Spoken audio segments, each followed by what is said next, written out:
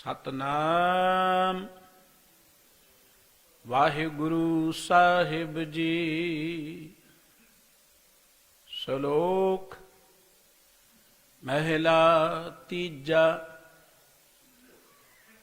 ਵਿਣ ਸਤਿਗੁਰ ਸੇਵੇ ਸੁਖ ਨਹੀਂ, ਮਰ ਜੰਮਹਿ ਵਾਰੋ ਵਾਰ। ਮੋਹ ਠਗੌਲੀ ਪਾਈਅਨ, ਬਹੁ ਦੂਜੈ ਭਾਏ ਪਿਆਰ। ਵਿਣ ਸਤਿਗੁਰ ਸੇਵੇ ਸੁਖ ਨਹੀਂ, ਮਰ ਜੰਮਹਿ ਵਾਰੋ ਵਾਰ। ਮੋਹ ਠਗੌਲੀ ਪਾਈਅਨ, ਬਹੁ ਦੂਜੈ ਭਾਏ ਵਿਕਾਰ। ਇਕ ਗੁਰ ਪ੍ਰਸਾਦੀ ਉਬਰੇ, ਤਿਸ ਜਨ ਕਉ ਕਰਹਿ ਸਭ ਨਮਸਕਾਰ। ਨਾਨਕ ਅਨ ਦਿਨ ਨਾਮ ਧਿਆਏ ਤੂੰ, ਨਾਨਕ ਅਨ ਦਿਨ ਨਾਮ ਧਿਆਏ ਤੂੰ ਅੰਤਰ। ਜਿਤ ਪਾਵਹਿ ਮੋਖ ਦੁਆਰ। ਮਹਿਲਾ ਤੀਜਾ। ਮਾਇਆ ਮੋਹ ਵਿਸਾਰਿਆ, ਸਚ ਮਰਣਾ ਹਰ ਨਾਮ। ਧੰਦਾ ਕਰਤਿਆਂ ਜਨਮ ਗਿਆ, ਅੰਦਰ ਦੁਖ ਸਹਾਮ। ਨਾਨਕ ਸਤਿਗੁਰ ਸੇਵ ਸੁਖ ਪਾਇਆ, ਜਿਨ ਪੂਰਬ ਲਿਖਿਆ ਕਰਾਮ। ਪੌੜੀ। ਲੇਖਾ ਪੜੀਐ ਹਰ ਨਾਮ, ਫਿਰ ਲੇਖ ਨਾ ਹੋਈ। ਪੁੱਛ ਨਾ ਸਕੈ ਕੋਇ, ਹਰ ਦਰ ਸਦ ਢੋਈ। ਜਮ ਕਾਲ ਮਿਲੈ ਦੇ ਭੇਟ, ਸੇਵਕ ਨਿਤ ਹੋਈ। ਪੂਰੇ ਗੁਰ ਤੇ ਮਹਿਲ ਪਾਇਆ, ਪਤ ਪ੍ਰਗਟ ਲੋਈ। ਨਾਨਕ ਅਨਹਦ ਧੁਨੀ ਦਰ ਵੱਜਦੇ, ਮਿਲਿਆ ਹਰ ਸੋਈ। ਨਾਨਕ ਅਨਹਦ ਧੁਨੀ ਦਰ ਵੱਜਦੇ, ਮਿਲਿਆ ਹਰ ਸੋਈ। ਵਾਹਿਗੁਰੂ ਜੀ ਕਾ ਖਾਲਸਾ, ਵਾਹਿਗੁਰੂ ਜੀ ਕੀ ਫਤਿਹ।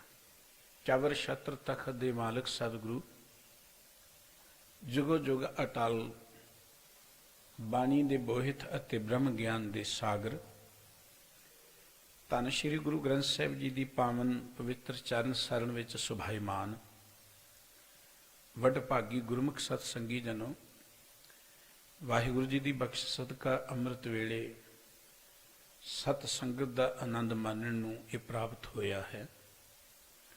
ਗੁਰਬਾਣੀ ਦਾ ਕੀਰਤਨ ਆਪ ਜੀ ਨੇ ਗੁਰੂ ਕੇ ਕੀਰਤਨੀਆਂ ਪਾਸੋਂ ਬੜੇ ਪਿਆਰ ਨਾਲ ਸ਼ਰਵਣ ਕੀਤਾ ਹੈ। ਗੁਰੂ ਕੀ ਅੰਮ੍ਰਿਤ ਬਾਣੀ ਦੀ ਵਿਚਾਰ ਆਪ ਜੀ ਜੋ ਹਰ ਰੋਜ਼ ਸ਼ਰਵਣ ਕਰਦੇ ਹੋ, ਉਸ ਦੇ ਨਾਲ ਸੰਬੰਧਿਤ ਗੁਰੂ ਕੇ ਇਹ ਪਾਵਨ ਬਚਨ ਸਾਰੰਗ ਰਾਗ ਦੀ ਵਾਰ ਵਿੱਚੋਂ ਆਪ ਜੀ ਸ਼ਰਵਣ ਕਰ ਰਹੇ ਸੀ। ਅੱਜ ਦੀ ਇਹ ਪਵਿੱਤਰ ਪੌੜੀ ਜਿਹੜੀ 29ਵੇਂ ਨੰਬਰ ਤੇ ਅੰਕਿਤ ਹੈ, ਇਸ ਦੇ ਨਾਲ ਦੋ ਸ਼ਲੋਕ ਗੁਰੂ ਅਮਰਦਾਸ ਜੀ ਮਹਾਰਾਜ ਦੇ ਨੇ। ਪਾਵਨ ਪਵਿੱਤਰ ਪੌੜੀ ਜੋ ਗੁਰੂ ਰਾਮਦਾਸ ਜੀ ਮਹਾਰਾਜ ਦੀ ਹੈ, ਉਸ ਦੇ ਅੰਦਰ ਸਤਿਗੁਰੂ ਸੱਚੇ ਪਾਤਸ਼ਾਹ ਜੀ ਨੇ ਸਾਨੂੰ ਜੀਵਨ ਨੂੰ ਇੱਕ ਸੇਧ ਦਿੱਤੀ, ਪ੍ਰੇਰਣਾ ਦਿੱਤੀ ਹੈ ਕਿ ਜ਼ਿੰਦਗੀ 'ਚ ਅਸੀਂ ਅਜਿਹੇ ਕਰਮ ਕਰੀਏ, ਅਜਿਹਾ ਲੇਖਾ ਕਰੀਏ ਜਿਹਦੇ ਨਾਲ ਸਾਨੂੰ ਮੁੜ ਕੇ ਹੋਰ ਕਿਸੇ ਦਾ ਲੇਖਾ ਦੇਣਾ ਵੀ ਨਾ ਪਏ। ਅਸੀਂ ਉਹ ਕਰਮ ਕਰੀਏ। ਵਾਹਿਗੁਰੂ ਜੀ ਨੇ ਜ਼ਿੰਦਗੀ ਦਿੱਤੀ ਹੈ, ਦੇਖਣ ਲਈ ਅੱਖਾਂ ਦਿੱਤੀਆਂ ਨੇ, ਸੁਣਨ ਲਈ ਕੰਨ ਦਿੱਤੇ ਨੇ, ਬੋਲਣ ਲਈ ਜਿਹਵਾ ਦਿੱਤੀ ਹੈ, ਹੱਥ ਪੈਰ ਦਿੱਤੇ ਨੇ। ਇਹ ਸਭ ਕੁਝ ਦੇ ਹੁੰਦਿਆਂ ਜੇ ਸਾਨੂੰ ਜੀਵਨ ਜੁਗਤ ਨਾ ਮਿਲੀ ਅਸੀਂ ਜ਼ਿੰਦਗੀ ਦਾ ਆਨੰਦ ਨਹੀਂ ਮਾਣ ਸਕਾਂਗੇ। ਉਹ ਜੀਵਨ ਜੁਗਤ ਸਾਨੂੰ ਦੇਣੀ ਹੈ ਸਤਿਗੁਰੂ ਸੱਚੇ ਪਾਤਸ਼ਾਹ ਜੀ ਨੇ। ਦੁਨਿਆਵੀ ਤੌਰ ਤੇ ਕੋਈ ਵੀ ਕੰਮ ਅਸੀਂ ਕਰਨਾ ਹੁੰਦਾ, ਛੋਟਾ ਜਿਹਾ ਬੱਚਾ ਵੀ ਹੁੰਦਾ ਹੈ ਨਾ, ਬੱਚਾ ਬੋਲਣਾ ਸਿੱਖਦਾ ਮਾਤਾ ਪਿਤਾ ਦੀ ਸੰਗਤ ਵਿੱਚ ਰਹਿ ਕੇ। ਜਿਸ ਬੱਚੇ ਨੂੰ ਜਨਮ ਤੋਂ ਹੀ ਮਾਤਾ ਪਿਤਾ ਤੋਂ ਵੱਖਰੇ ਕਰ ਦਿੱਤਾ ਜਾਏ, ਕੋਈ ਉਹਦੇ ਨੇੜੇ ਨਾ ਜਾਏ, ਉਹ ਬੱਚਾ ਕੁਝ ਬੋਲ ਨਹੀਂ ਸਕੇਗਾ, ਕਿਉਂਕਿ ਉਹਨੇ ਕੁਝ ਸੁਣਿਆ ਹੀ ਨਹੀਂ ਹੈ। ਜੋ ਸੁਣੇਗਾ ਉਹ ਬੋਲੇਗਾ। ਜੇ ਬੱਚੇ ਨੂੰ ਤੁਸੀਂ ਕਿਤੇ ਪਸ਼ੂਆਂ ਪੰਛੀਆਂ 'ਚ ਜਾ ਕੇ ਜਨਮ ਤੋਂ ਰੱਖ ਦਿਓ, ਉਹ ਜੀ ਬੋਲਣੀ ਸਿੱਖ ਜਾਏਗਾ, ਬੋਲੀ ਸਿੱਖ ਜਾਏਗਾ। ਛੋਟਾ ਇੱਕ ਬੱਚਾ ਜਿਹੜਾ ਹੈ, ਉਹਨੂੰ ਵੀ ਜ਼ਿੰਦਗੀ ਦੇ ਅੰਦਰ ਸਿੱਖਣ ਦੇ ਲਈ ਵਾਤਾਵਰਣ ਦੀ, ਮਾਂ-ਬਾਪ ਦੀ, ਉਸਤਾਦ ਦੀ, ਟੀਚਰ ਦੀ ਲੋੜ ਹੈ। ਤੇ ਅਸੀਂ ਜੇ ਜ਼ਿੰਦਗੀ ਵਿੱਚ ਕੁਝ ਸਿੱਖਣਾ ਹੈ ਤੇ ਇੱਥੇ ਵੀ ਤੇ ਸਾਨੂੰ ਕੋਈ ਲੋੜ ਹੈ ਨਾ, ਉੱਥੇ ਵੀ ਕਿਸੇ ਅਗਵਾਈ ਦੀ ਲੋੜ ਹੈ। ਦੁਨੀਆ ਦੀ ਕੋਈ ਵੀ ਕਲਾ ਅਸੀਂ ਸਿੱਖਣੀ ਹੈ, ਡਾਕਟਰ ਬਣਨਾ ਹੈ, ਇੰਜੀਨੀਅਰ ਬਣਨਾ ਹੈ, ਕੁਝ ਵੀ ਬਣਨਾ ਹੈ, ਉਹਦੇ ਲਈ ਅਸੀਂ ਉਸ ਕਲਾ ਦੇ ਨਾਲ ਜੋ ਸੰਬੰਧਿਤ ਸੰਸਥਾਵਾਂ ਨੇ ਜਾਂ ਲੋਕ ਨੇ, ਉਹਨਾਂ ਦੇ ਪਾਸੋਂ ਗਿਆਨ ਪ੍ਰਾਪਤ ਕਰਦੇ ਹਾਂ। ਤੇ ਜੇ ਜ਼ਿੰਦਗੀ ਜਿਉਣ ਦੀ ਕਲਾ ਸਿੱਖਣੀ ਹੈ ਤੇ ਫਿਰ ਅਸੀਂ ਉਹਨਾਂ ਦੀ ਸੰਗਤ ਮੰਨਣੀ ਪਏਗੀ, ਜਾਂ ਉਹਨਾਂ ਦੇ ਪੂਰਨਿਆਂ ਤੇ ਚੱਲਣਾ ਪਏਗਾ ਜਿਨ੍ਹਾਂ ਨੂੰ ਜਿਉਣ ਦੀ ਕਲਾ ਆਈ ਹੈ, ਜਿਨ੍ਹਾਂ ਨੇ ਜ਼ਿੰਦਗੀ ਦਾ ਆਨੰਦ ਮਾਣਿਆ। ਪਰਮਾਤਮਾ ਨੇ ਜ਼ਿੰਦਗੀ ਬੜੀ ਮਹਾਨ ਦਿੱਤੀ ਹੈ, ਧਰਤੀ ਬੜੀ ਮਹਾਨ ਹੈ, ਔਰ ਇਸ ਧਰਤੀ ਤੇ ਅਨੰਤ ਸੁੱਖਾਂ ਦੇ ਸਾਧਨ ਵਾਹਿਗੁਰੂ ਜੀ ਨੇ ਮਨੁੱਖ ਲਈ ਰੱਖੇ ਨੇ।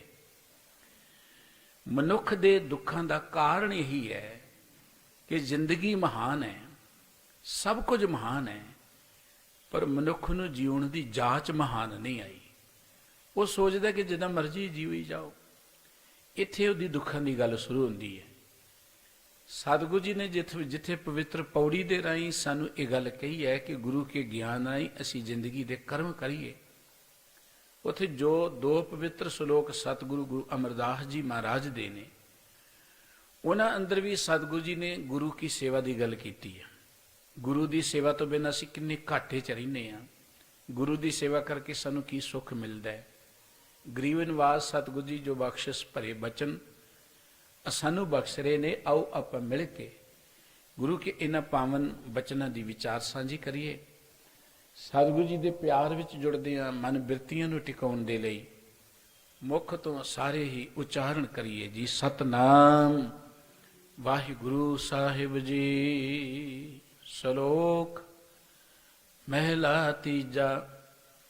ਬਿਨ ਸਤਿਗੁਰ ਸੇਵੇ ਸੁਖ ਨਹੀਂ, ਮਰ ਜੰਮੇ ਵਾਰੋ ਵਾਰ। ਸਾਰੰਗ ਰਾਗ ਦੀ ਵਾਰ ਵਿੱਚ ਪੌੜੀ ਨੰਬਰ 28 ਨਾਲ ਸੰਬੰਧਿਤ ਗੁਰੂ ਗ੍ਰੰਥ ਸਾਹਿਬ ਜੀ ਦੇ ਪਾਵਨ ਅੰਕ 1248 ਤੇ ਇਹ ਗੁਰੂ ਕੇ ਪਾਵਨ ਵਚਨ ਹਨ। ਧੰਨ ਗੁਰੂ ਅਮਰਦਾਸ ਜੀ ਦਾ ਇਹ ਪ੍ਰਥਮ ਸ਼ਲੋਕ ਹੈ। ਸਤਿਗੁਰੂ ਜੀ ਕਹਿੰਦੇ ਬਿਨ ਸਤਿਗੁਰ ਸੇਵੇ ਸੁਖ ਨਹੀਂ। ਸਤਿਗੁਰੂ ਦੀ ਸੇਵਾ ਤੋਂ ਬਿਨਾਂ ਜ਼ਿੰਦਗੀ ਅੰਦਰ ਮਨੁੱਖ ਨੂੰ ਸੁੱਖ ਨਹੀਂ ਮਿਲਦਾ। ਸੁੱਖ ਕੀ ਹੈ?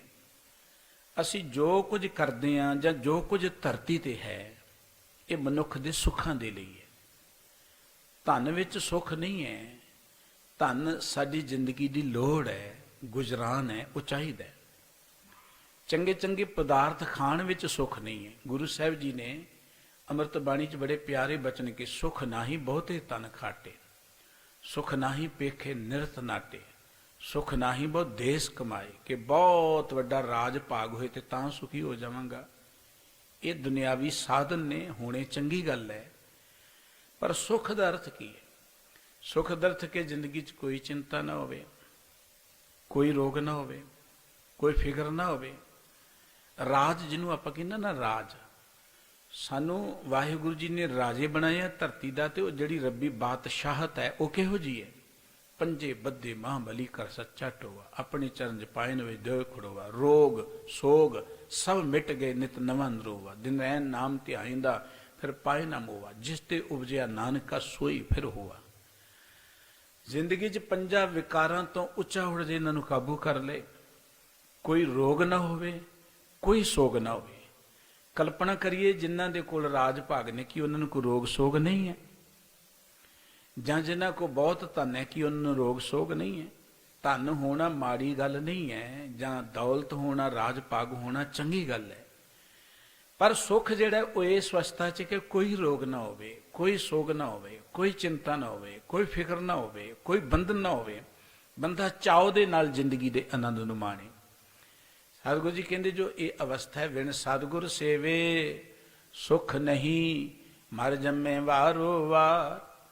भी गुरु की सेवा करन तो बिना मनुख नूं सुख नहीं मिल सकता। मनुख तो जमदा मरदा ही रहिंदा है। सरीरक तौर ते हर किसी ने एक दिन जाना ही है। वो भावें कोई नाम जपण वाला है ते भावें नहीं नाम जपण वाला। बादशाह साह व्यापारी मरना, जो दिसै सो काले करना। सरीरक तौर ते हर किसी नूं जाना पैना, लेकिन शरीर दे मरण तो पहला बंदा कई बारी मरदा ही रहिंदा है। मौत का डर उहदे अंदर बैठा रहिंदा है। शरीर दे मरण तो पहला उहदे अंदरों इंसानियत मर जाती है। शरीर दे मरण ते लोग मरदे ही ने, जिउंदे मरे बैठे ने लोग। गुरबाणी कहंदी साकत मरह संत सब जीवे। दुनियावी तौर ते मनुख असी एक अक्सर गल कहने आ कि मरण तो बाद प्राणी कई भटकदे ने, वो तो किसी ने देखे नहीं, ये तो सिर्फ धारनावां ने, गल्लां बणीਆਂ होईयां ने। मरण तो बाद भटकदे ने ते जिहड़े जिउंदे भटकदे ने, इन्हां दी गल की है। विण नामे जग कमला फिरै। मरण तो बाद भटकदा जां नहीं भटकदा ये तो पता उन्हां नूं होएगा जिहड़े चले गए जां असीं जावांगे ते तां पता लगेगा। लेकिन जिउंदा ही मनुख भटक रहा है। जिउंदे मनुख दा स्टैंड है कोई?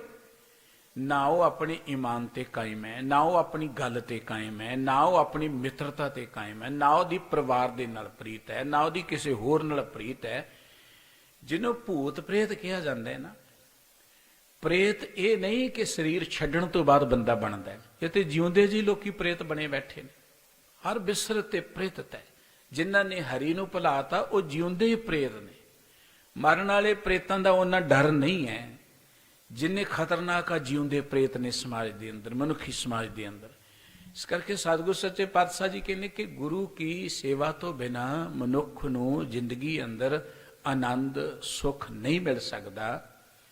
जे गुरु की सेवा नाल नहीं जुड़िया बंदा नित मौत के डर च व्यापेगा, जमदा मरदा रहेगा। असी देखते धार्मिक लोगों ने भी मौत के नां ते डराया है, मौत दीयां कथा कहानियां सुनाइयां ने। मौत के नां ते पता नहीं की कुछ बना बना के मनुख के अंदर एक सहम भर दिता गया। मौत इन्नी डराउनी नहीं सी पर इनू बना दिता गया।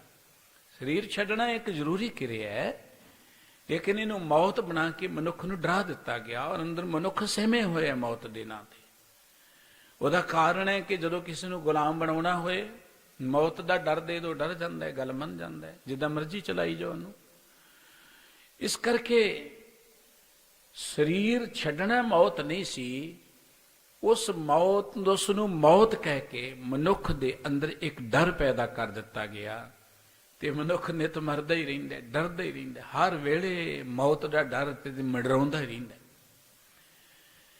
ज्यों ज्यों साडे अंदरों नैतिकता मिटदी है, रबी गुण जां जिन्हों आपां इंसानियत कहने, मनुखता कहने, साडे अंदरों जदों ईमानदारी मुक गई ना, उदों मनुखता कमजोर हो गई।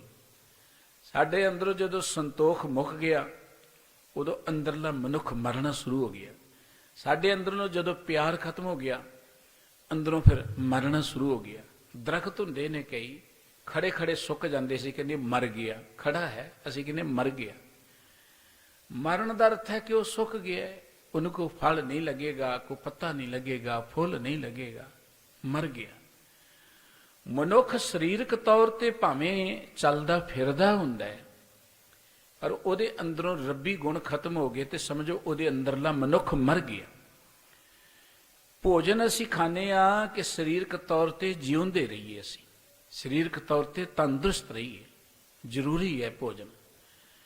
जिमें भोजन सानू शरीरक तौर पर जिउंदे रखदा है, इवें रब्बी गुणा नाल प्रभु प्यार च इस करके जोड़ना कि असी अंदरों भी जिउंदे रहिए, किते अंदरों ना मर जाइए। असी अंदरला मर गया तो बाहरला जीवन किसी अर्थ नहीं है। सतगुरु जी ने गुरबाणी के जिनी विसारिया नाम ते पोहे भार थीए। जिन्होंने रब का प्यार भुल गया ना, वो तो समझो धरती ते भार ही ने, मुर्दे ने इस धरती के उपर। सतगुरु साहब जी कहते जिन्हों ने गुरु की सेवा नहीं की वो सुखी नहीं हो सकते। ਉਹ ਤੇ ਜੰਮਦੇ ਮਰਦੇ ਰਹਿੰਦੇ, ਨਿਤ ਮੌਤ ਹੀ ਉਹਨਾਂ ਦੇ ਸਿਰ ਤੇ ਮੰਡਰਾਉਂਦੀ ਰਹਿੰਦੀ ਹੈ। ਮੋਹ ਠਗੋਲੀ ਪਾਈਆਂ ਬਹੁ ਦੂਜੇ ਭਾਏ ਵਿਕਾਰ। ਉਹਨਾਂ ਦੇ ਅੰਦਰ ਮੋਹ, ਮਾਇਆ ਦਾ ਮੋਹ, ਪਰਿਵਾਰ ਦਾ ਮੋਹ, ਕਿਸੇ ਵੀ ਤਰ੍ਹਾਂ ਦਾ ਮੋਹ ਜਿਹੜਾ ਹੈ। ਠਗੌਲੀ ਕਹਿੰਦੇ ਨੇ ਜਦੋਂ ਆਪਾਂ ਕਈ ਵਾਰੀ ਸਫ਼ਰ ਤੇ ਜਾਈਏ ਨਾ, ਕਈ ਲੋਕ ਹੁੰਦੇ ਨੇ ਠੱਗ, ਜੇਬ ਕਤਰੇ, ਉਹ ਕੋਲ ਬੈਠ ਜਾਣਗੇ, ਮਿੱਠੀਆਂ ਮਿੱਠੀਆਂ ਗੱਲਾਂ ਕਰਨਗੇ, ਕੁਝ ਸੁੰਘਾ ਕੇ ਬੰਦੇ ਨੂੰ ਕੀਤਾ ਬੇਹੋਸ਼, ਤੇ ਜੋ ਕੁਝ ਉਹਦੇ ਕੋਲ ਉਹਨੂੰ ਲੁੱਟ ਕੇ ਲੈ ਗਏ। ਠਗੌਲੀ ਦਾ ਅਰਥ ਹੈ ਠੱਗ ਬੂਟੀ। ਠੱਗ ਲੈਣਾ, ਜਿਸ ਬੂਟੀ ਦੇ ਰਾਹੀਂ ਕਿਸੇ ਨੂੰ ਠੱਗਿਆ ਜਾ ਸਕੇ, ਬੇਹੋਸ਼ ਕਰਕੇ ਠੱਗ ਲਿਆ ਜਾਏ, ਲੁੱਟ ਲਿਆ ਜਾਏ। ਸਾਡੇ ਅੰਦਰ ਜਿਹੜਾ ਮਾਇਆ ਦਾ, ਦੁਨੀਆ ਦਾ ਮੋਹ ਹੈ, ਇਹ ਵੀ ਉਹ ਠੱਗ ਬੂਟੀ ਵਾਂਗੂ ਹੈ। ਜਿਵੇਂ ਠੱਗ ਕੋ ਨਸ਼ਾ ਜਿਹਾ ਸਗਾਉਂਦੇ ਬੰਦਾ ਬੇਹੋਸ਼ ਹੋ ਜਾਂਦਾ ਨਾ, ਇਹ ਮੋਹ ਦੇ ਅੰਦਰ ਵੀ ਬੰਦਾ ਬੇਹੋਸ਼ ਹੋ ਜਾਂਦਾ ਹੈ, ਆਪਣੇ ਆਪ ਨੂੰ ਭੁੱਲ ਬੈਠਦਾ, ਇਹਨੂੰ ਆਪਣਾ ਪਤਾ ਨਹੀਂ ਰਹਿੰਦਾ, ਇਹਨੂੰ ਕਿਸੇ ਦਾ ਪਤਾ ਨਹੀਂ ਰਹਿੰਦਾ। ਇਸ ਕਰਕੇ ਹੁੰਦਾ ਕੀ ਹੈ, ਭਾਉ ਦੂਜੇ ਭਾਏ ਵਿਕਾਰ। ਜਿਵੇਂ ਕੋਈ ਬੰਦਾ ਨਸ਼ੇ ਦੇ ਅੰਦਰ ਆਪਣੇ ਅਸਲੀ ਰਸਤੇ ਨੂੰ ਭੁੱਲ ਜਾਏ ਤੇ ਹੋਰ ਬੰਨੇ ਤੁਰ ਪੈਂਦਾ ਹੈ, ਨਸ਼ੇ 'ਚ ਉਹਨੂੰ ਸੁੱਧ ਬੁੱਧ ਨਹੀਂ ਹੈ। ਇਸੇ ਤਰੀਕੇ ਦੇ ਨਾਲ ਬੰਦੇ ਦੇ ਅੰਦਰ ਮੋਹ ਦੀ ਇਹੋ ਜਿਹੀ ਠੱਗ ਬੂਟੀ ਜਾਂ ਨਸ਼ਾ ਚੜ੍ਹਦਾ ਹੈ ਕਿ ਬੰਦਾ ਆਪਣੀ ਜ਼ਿੰਦਗੀ ਦੇ ਅਸਲੀ ਮਾਰਗ ਨਾਲੋਂ ਖੁੰਝ ਜਾਂਦਾ ਹੈ। ਬਹੁਤ ਦੂਜੇ ਭਾਏ ਵਿਕਾਰ, ਉਹਦਾ ਦੂਜੇ ਬੰਨੇ ਬਹੁਤ ਪਿਆਰ ਬਣ ਜਾਂਦਾ ਹੈ, ਉਹ ਵਿਕਾਰਾਂ ਵਾਲੇ ਬੰਨੇ ਬਹੁਤ ਲੱਗ ਜਾਂਦਾ ਹੈ। ਉਹਨੂੰ ਦੁਨੀਆ ਦੀ ਸਿਰਫ ਮਾਇਆ ਹੀ ਚੰਗੀ ਲੱਗਦੀ ਹੈ, ਉਹਨੂੰ ਦੁਨੀਆ ਦੇ ਔਗਣ ਹੀ ਚੰਗੇ ਲੱਗਦੇ ਨੇ। ਹਾਲਾਂਕਿ ਅੱਜ ਤੱਕ ਜ਼ਿੰਦਗੀ ਦੇ ਅੰਦਰ, ਮਨੁੱਖੀ ਸਮਾਜ ਦੇ ਅੰਦਰ ਕੋਈ ਇਹੋ ਜਿਹਾ ਪ੍ਰਾਣੀ ਨਹੀਂ ਹੈ ਜਿਹੜਾ ਇਹ ਕਹੇ ਕਿ ਮੈਂ ਬੁਰਾਈਆਂ ਕਰਕੇ ਬੜਾ ਸੁਖੀ ਹਾਂ ਤੇ ਮੈਂ ਜ਼ਿੰਦਗੀ 'ਚ ਸੁਰਖਰੂ ਹੋ ਕੇ ਜਾ ਰਿਹਾ, ਜਿਹੜਾ ਇਹ ਕਹੇ ਕਿ ਮੈਂ ਝੂਠ ਬੋਲ ਕੇ ਬੜਾ ਸੁਖੀ ਹੋ ਗਿਆ, ਜਾਂ ਮੈਂ ਬੇਈਮਾਨੀ ਕਰ ਕਰਕੇ ਬੜਾ ਸੁਖੀ ਹੋ ਗਿਆ। ਕੋਈ ਇਤਿਹਾਸ 'ਚ ਗਵਾਹੀ ਨਹੀਂ ਮਿਲਦੀ ਮਨੁੱਖ ਦੇ ਅੰਦਰ ਕਿ ਜਿਹੜਾ ਇਹ ਕਹੇ ਕਿ ਮੈਂ ਗਲਤ ਮਾਰਗ ਤੇ ਚੱਲ ਕੇ ਬੜਾ ਸੁਖੀ ਹੋ ਕੇ ਤੇ ਬੜਾ ਖੁਸ਼ ਹੋ ਕੇ ਦੁਨੀਆ ਤੋਂ ਜਾ ਰਿਹਾ। ਜਿੰਨਾ ਚਿਰ ਮਨੁੱਖ ਨੂੰ ਨਸ਼ਾ ਚੜਿਆ ਹੁੰਦਾ ਨਾ, ਉਹਨਾਂ ਚਿਰ ਉਹ ਆਪਣੇ ਆਪ ਨੂੰ ਬੜਾ ਵਧੀਆ ਗਿਣਦਾ, ਪਰ ਜਦੋਂ ਨਸ਼ਾ ਉਤਰ ਜਾਏ ਫਿਰ ਉਹ ਪਛਤਾਉਂਦਾ ਹੈ, ਫਿਰ ਉਹ ਦੁਖੀ ਹੁੰਦਾ ਹੈ। ਜਿੰਨਾ ਚਿਰ ਮਨੁੱਖ ਦੇ ਉੱਪਰ ਇਹ ਅਸਰ ਹੈ ਨਾ ਮੋਹ ਮਾਇਆ ਦਾ, ਉਹਨਾਂ ਚਿਰ ਉਹ ਸੋਚਦਾ ਕਿ ਮੈਂ ਬਹੁਤ ਵਧੀਆ, ਦੂਜਿਆਂ ਨਾਲੋਂ ਚੰਗਾ, ਪਰ ਆਖਰ ਤੇ ਨਸ਼ਾ ਲੱਥਦਾ ਹੀ ਹੈ। ਜਦੋਂ ਜਮਾਂ ਦਾ ਡੰਡਾ ਖੜਕਦਾ ਫਿਰ ਉਹ ਬੰਦਾ ਹੱਥ ਮਰੋੜੇ, ਤਨ ਕਪੇ, ਸਿਆਹੋਂ ਹੋਵਾ ਸੇਤ। ਸਰੀਰ ਛੱਡਣਾ ਕੋਈ ਦੁੱਖ ਨਹੀਂ ਹੈ, ਅਸੀਂ ਸੌਂਦੇ ਵੀ ਆ ਨਾ, ਸੌਣਾ ਕੋਈ ਦੁੱਖ ਹੈ। ਇੱਕ ਹੈ ਛੋਟੀ ਨੀਂਦ ਤੇ ਇੱਕ ਹੈ ਵੱਡੀ ਨੀਂਦ, ਇਹਨਾਂ ਕੋਈ ਫਰਕ ਹੈ। ਪਰ ਮਨੁੱਖ ਦੁਖੀ ਕਿਉਂ ਹੁੰਦਾ? ਦੁਖੀ ਇਸ ਕਰਕੇ ਹੁੰਦਾ ਹੈ ਕਿ ਜ਼ਿੰਦਗੀ 'ਚ ਨਸ਼ੇ ਦੇ ਵਿੱਚ ਪੈ ਕੇ ਉਹਨੇ ਬਹੁਤ ਔਗਣ ਕੀਤੇ ਹੁੰਦੇ ਨੇ। ਮੋਹ ਮਾਇਆ ਦੇ ਨਸ਼ੇ ਵਿੱਚ ਉਹਨੇ ਜ਼ਿੰਦਗੀ ਦੇ ਆਪਣੇ ਅਮੋਲਕ ਸਵਾਸਾਂ ਨੂੰ ਅਕਾਰਥ ਗਵਾ ਦਿੱਤਾ ਹੁੰਦਾ ਹੈ। ਪਰ ਜਿਸ ਵੇਲੇ ਕਿਤੇ ਉਹਦੀ ਜਾਗ ਖੁੱਲਦੀ ਹੈ ਫਿਰ ਉਹ ਪਛਤਾਉਂਦਾ ਹੈ ਕਿ ਇੰਨੀ ਜ਼ਿੰਦਗੀ ਮੈਂ ਬਿਰਥਾ ਹੀ ਗਵਾ ਦਿੱਤੀ ਹੈ। ਅੱਜ ਜਿਨ੍ਹਾਂ ਦੀ ਖਾਤਰ ਮੈਂ ਇਹਨਾਂ ਕੁਝ ਕੀਤਾ, ਇਹ ਮੇਰੇ ਨਾਲ ਹੀ ਨਹੀਂ ਜਾਣਗੇ, ਇਹ ਤੇ ਮੇਰੀ ਬਾਤ ਹੀ ਨਹੀਂ ਪੁੱਛਦੇ ਤੇ ਮੇਰਾ ਸਾਥ ਹੀ ਨਹੀਂ ਦਿੰਦੇ। ਇਹਨੇ ਇੱਕ ਜ਼ਿਮੀਂਦਾਰ ਨੇ ਖੇਤ ਉਹਦਾ ਸੀ ਕਿਸੇ ਦਰਿਆ ਦੇ, ਨਦੀ ਦੇ ਕੰਢੇ ਤੇ ਕੋਈ ਖੇਤੀ ਬੀਜੀ, ਜਿਵੇਂ ਮੱਕੀ ਬੀਜ ਲੈਂਦੇ ਆਪਾਂ ਜਾਂ ਹੋਰ ਚੀਜ਼ ਜਿਹਨੂੰ ਪੰਛੀ ਬਹੁਤ ਪੈਂਦੇ ਨੇ। ਉਹਨੂੰ ਜਿਸ ਵੇਲੇ ਪੰਛੀ ਪੈਣ ਲੱਗੇ, ਜਾਨਵਰ ਪੈਣ ਲੱਗੇ, ਤੇ ਜ਼ਿਮੀਂਦਾਰ ਫਿਰ ਖੇਤ 'ਚ ਹੀ ਰਹਿਣਾ ਪੈਂਦਾ, ਬੜੀ ਘਾਲਣਾ, ਠੰਡ ਵਿੱਚ, ਗਰਮੀ ਵਿੱਚ ਜ਼ਿਮੀਂਦਾਰ ਨੂੰ ਉੱਥੇ ਬਤੀਤ ਕਰਨੀ ਪੈਂਦੀ ਹੈ। ਅਸੀਂ ਜਿਹੜਾ ਰੋਟੀ ਪਾਣੀ ਖਾਂਦੇ ਆ ਨਾ, ਇਹ ਠੀਕ ਹੈ, ਬਾਜ਼ਾਰੋਂ ਅਸੀਂ ਆਟਾ ਖਰੀਦ ਲਿਆ, ਖਾ ਲਿਆ, ਕੋਈ ਚੀਜ਼ ਖਰੀਦ ਲਈ, ਪਰ ਜਦੋਂ ਪੈਦਾ ਕਰਨੀ ਪੈਂਦੀ ਹੈ ਉਹ ਸਰਦੀਆਂ ਦੇ ਦਿਨਾਂ 'ਚ ਪਾਣੀ 'ਚ ਪੈਰ ਪਾਉਣੇ ਪੈਂਦੇ ਨੇ, ਸੱਪਾਂ ਦੀਆਂ ਸਿਰੀਆਂ ਵਿਧਣੀਆਂ ਪੈਂਦੀਆਂ ਨੇ, ਗਰਮੀਆਂ ਲੂਆਂ, ਜੇਠ ਹਾੜ ਦੇ ਅੰਦਰ ਵਗਦੀ ਹੋਈ ਲੂ ਦੇ ਅੰਦਰ ਕਣਕ ਵੱਢਣੀ ਪੈਂਦੀ ਹੈ, ਗਾਉਣੀ ਪੈਂਦੀ। ਹੁਣ ਭਾਵੇਂ ਸਾਧਨ ਆ ਗਏ ਨੇ ਪਰ ਮਿਹਨਤ ਬੜੀ ਕਰੜੀ ਘਾਲਣਾ ਹੈ, ਇਹ ਕੋਈ ਛੋਟੀ ਜੀ ਗੱਲ ਨਹੀਂ ਹੈ।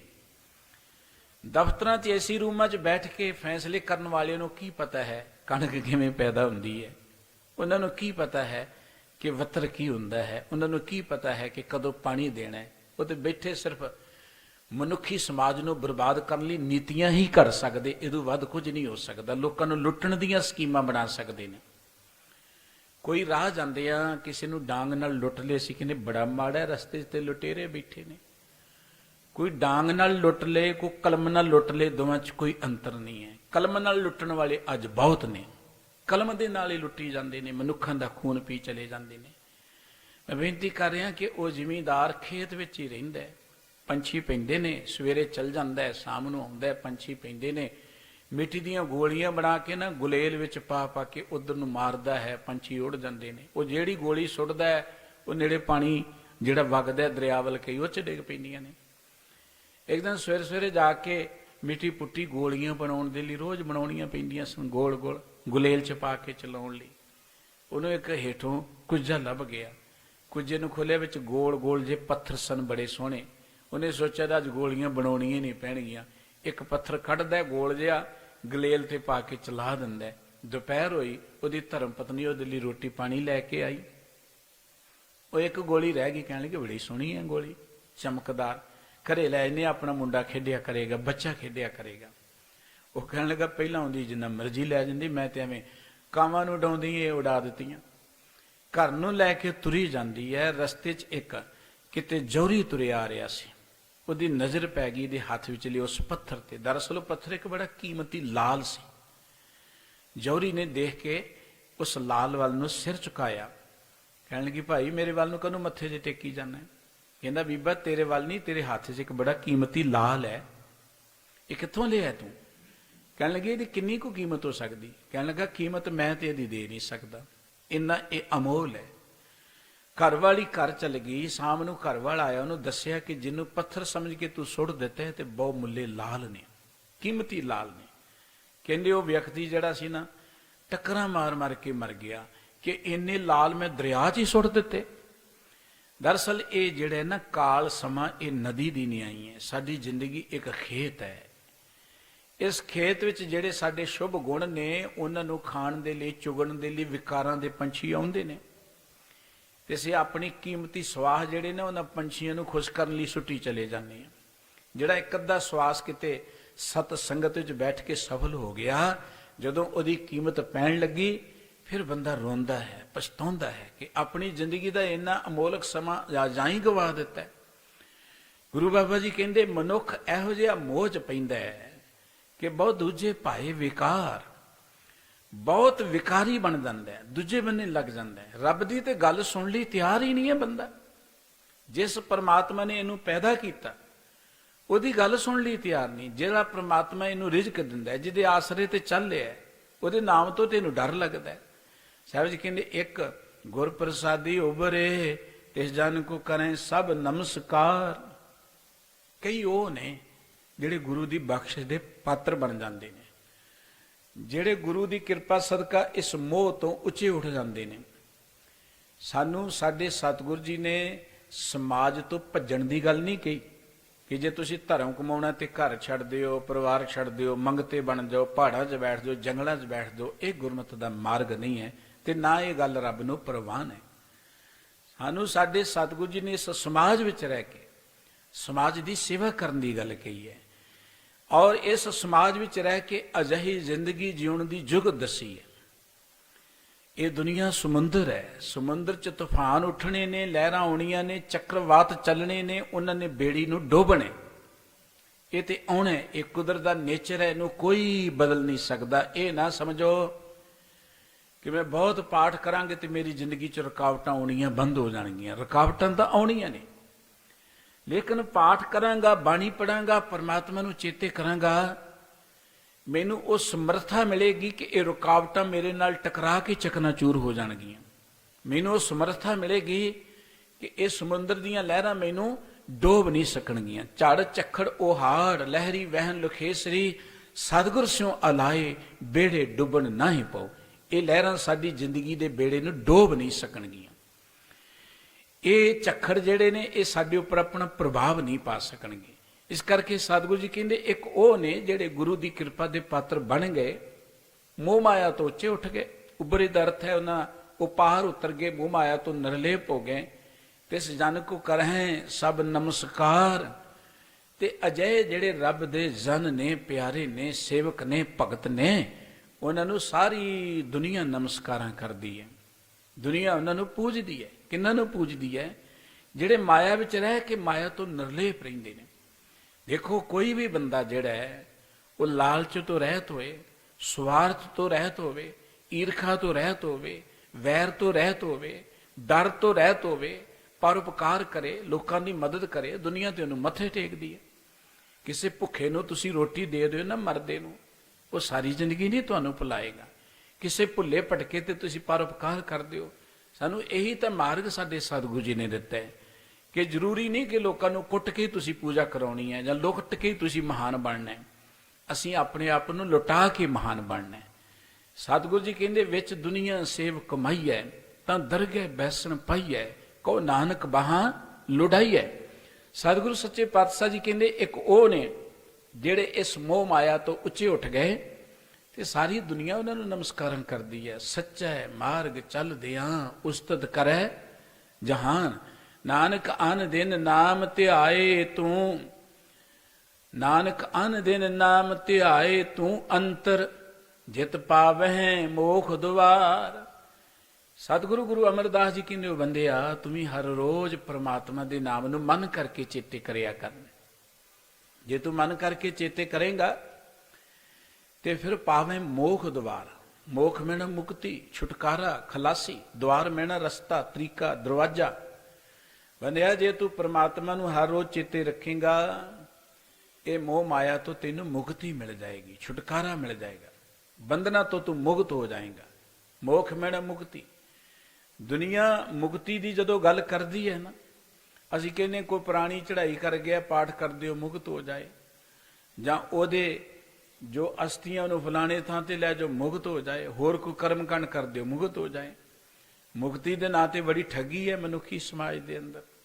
ਮੁਕਤੀ ਤਾਂ ਚਾਹੀਦੀ ਸੀ ਜਿਉਂਦੇ ਜੀ, ਪਰ ਕਹਿੰਦੇ ਤੁਸੀਂ ਮਰ ਜਾਓ ਕੋਈ ਗੱਲ ਨਹੀਂ, ਮੁਕਤੀ ਬਾਅਦ ਚ ਹੀ ਭੇਜ ਦੇਵਾਂਗੇ ਤੁਹਾਨੂੰ, ਇੱਥੇ ਦਾਨ ਪੁੰਨ ਕਰੀ ਜਾਓ, ਮੁਕਤੀ ਬਾਅਦ ਚ ਦੇ ਦੇਵਾਂਗੇ। ਗੁਰਮਤ ਉਹਨੂੰ ਮੁਕਤੀ ਨਹੀਂ ਕਹਿੰਦੀ।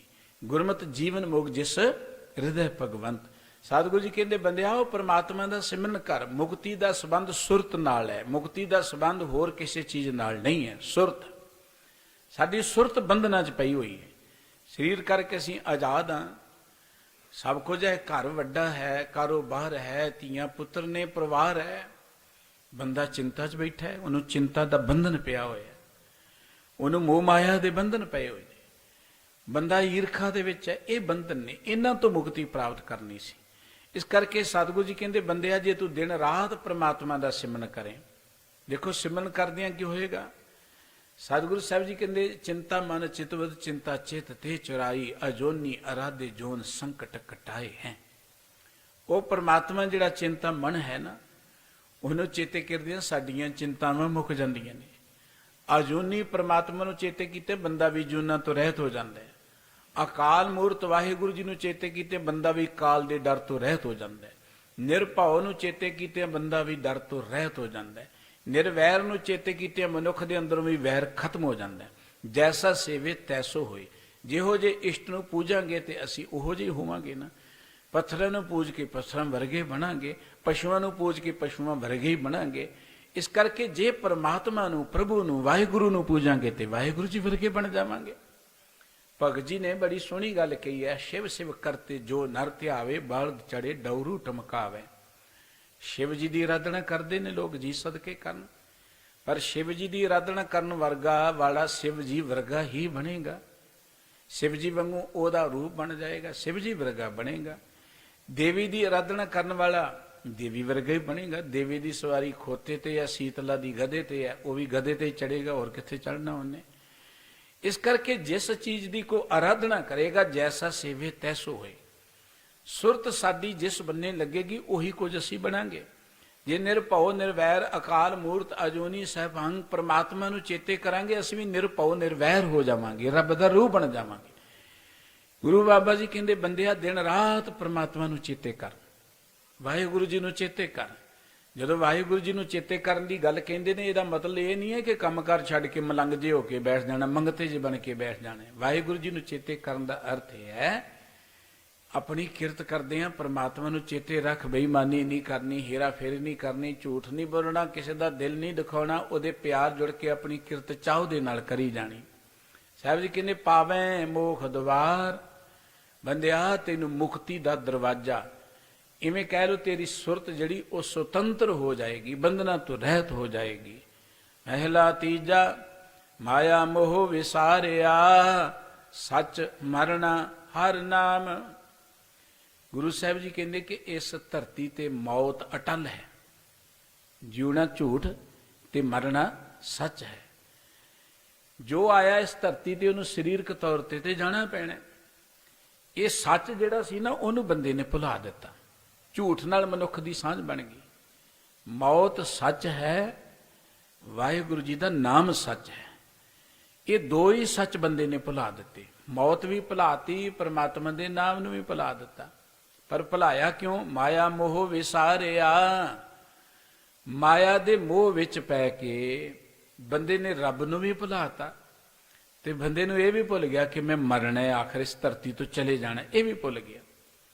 ਅਸੀਂ ਦੇਖਦੇ ਹਾਂ ਕੋਈ ਪ੍ਰਾਣੀ ਚੜ੍ਹਾਈ ਕਰੀ ਜਾਏ, ਉਹ ਤੇ ਜਾ ਰਿਹਾ ਹੈ ਨਾ, ਲੇਕਿਨ ਦੂਜੇ ਸੋਚਦੇ ਸ਼ਾਇਦ ਅਸੀਂ ਬੈਠੇ ਹੀ ਰਹਿਣਾ। ਦੂਜਿਆਂ ਦੇ ਮਨ 'ਚ ਕਦੀ ਖਿਆਲ ਹੀ ਨਹੀਂ ਆਇਆ। ਥੋੜਾ ਜਿਹਾ ਕਈ ਵਾਰੀ ਅਸਰ ਪੈਂਦਾ, ਝੱਟ ਮੁੱਕ ਜਾਂਦਾ। ਇੱਕ ਬੰਦਾ ਧਰਤੀ ਤੇ ਧਨ ਦੌਲਤ ਇਕੱਤਰ ਕਰਨ ਲਈ ਬੜੇ ਯਤਨ ਕਰਦਾ ਹੈ, ਧਨ ਦੌਲਤ ਇਕੱਤਰ ਕਰ ਲਈ, ਲੇਕਿਨ ਉਹ ਚਲਿਆ ਗਿਆ। ਉਹਦੇ ਜਾਣ ਤੋਂ ਬਾਅਦ ਦੂਜੇ ਥੋੜ੍ਹਾ ਸੋਚਦੇ ਕਿ ਛੱਡ ਕੇ ਚਲ ਗਿਆ ਤੇ ਸਾਡੇ ਨਾਲ ਵੀ ਨਹੀਂ ਜਾਣੀ। ਇੱਕ ਉਭਰੇ, ਇੱਕ ਲੱਕ ਬੰਦ ਖੜੇ, ਇੱਕ ਤੇ ਜਾ ਰਿਹਾ ਤੇ ਦੂਜੇ ਪਹਿਲਾਂ ਲੱਕ ਬੰਨ ਕੇ ਖੜੇ ਨੇ ਕਿ ਅਸੀਂ ਸੰਭਾਲਣੀ ਹੈ। ਉਹ ਸੋਚਦੇ ਅਸੀਂ ਇੱਥੇ ਬੈਠੇ ਰਹਿਣਾ। ਸਤਿਗੁਰੂ ਜੀ ਕਹਿੰਦੇ ਬੰਦੇ ਨੇ ਮਾਇਆ ਦੇ ਮੋਹ ਵਿੱਚ ਪੈ ਕੇ ਰੱਬ ਨੂੰ ਵੀ ਭੁਲਾ ਦਿੱਤਾ, ਤੇ ਇਹ ਜ਼ਿੰਦਗੀ ਦੀ ਜਿਹੜੀ ਸੱਚਾਈ ਸੀ ਕਿ ਆਪਾਂ ਸਰੀਰ ਛੱਡ ਜਾਣਾ, ਇਸ ਨੂੰ ਵੀ ਭੁਲਾ ਦਿੱਤਾ। ਧੰਦਾ ਕਰਤਿਆਂ ਜਨਮ ਗਿਆ, ਅੰਦਰ ਦੁੱਖ ਸਹਾਮ। ਤੇ ਮਨੁੱਖ ਸਾਰੀ ਜ਼ਿੰਦਗੀ ਧੰਦੇ ਕਰਦਾ ਰਹਿੰਦਾ ਹੈ। ਧੰਦਾ ਕਰਤਿਆਂ ਨਿਫਲ ਜਨਮ ਗਵਾਇਆ। ਸਾਰੀ ਜ਼ਿੰਦਗੀ ਇਹ ਧੰਦਿਆਂ 'ਚ ਪਿਆ ਰਹਿੰਦਾ। ਸਤਿਗੁਰੂ ਜੀ ਨੇ ਕਿਰਤ ਕਰਨ ਤੋਂ ਨਹੀਂ ਸਾਨੂੰ ਰੋਕਿਆ। ਕਿਰਤ ਤਾਂ ਜ਼ਰੂਰੀ ਹੈ।